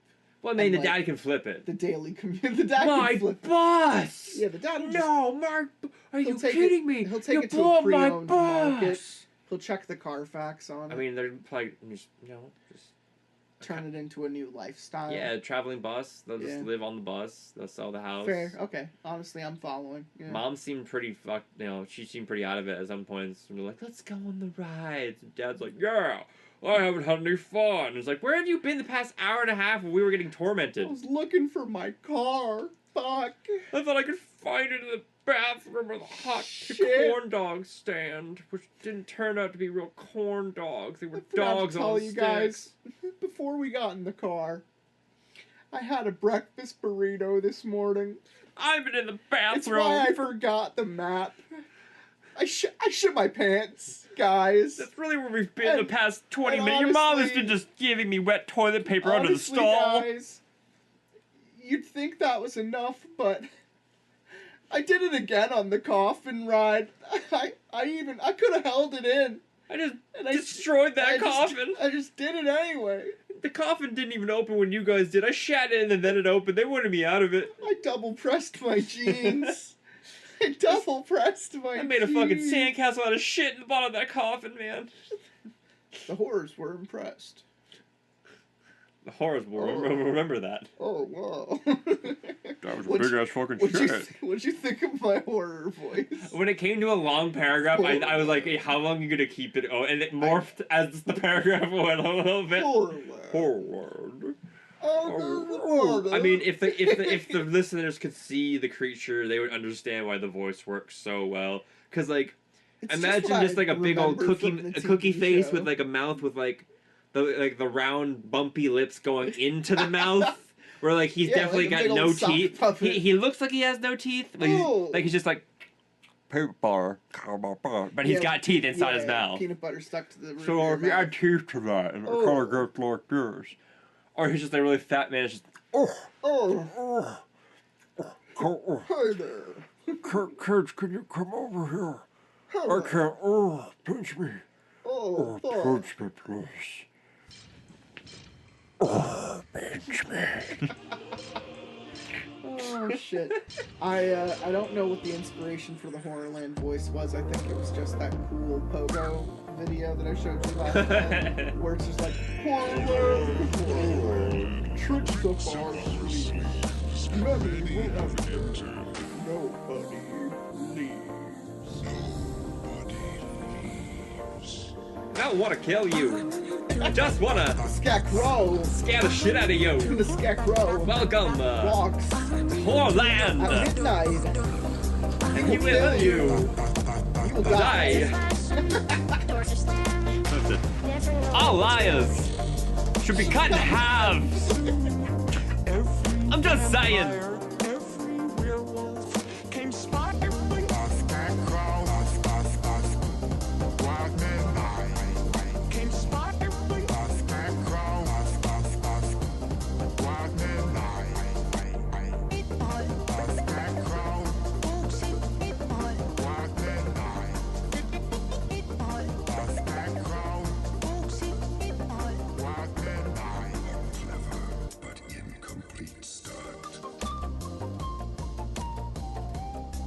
Scarecrow walks at midnight, and he will kill you. You will die.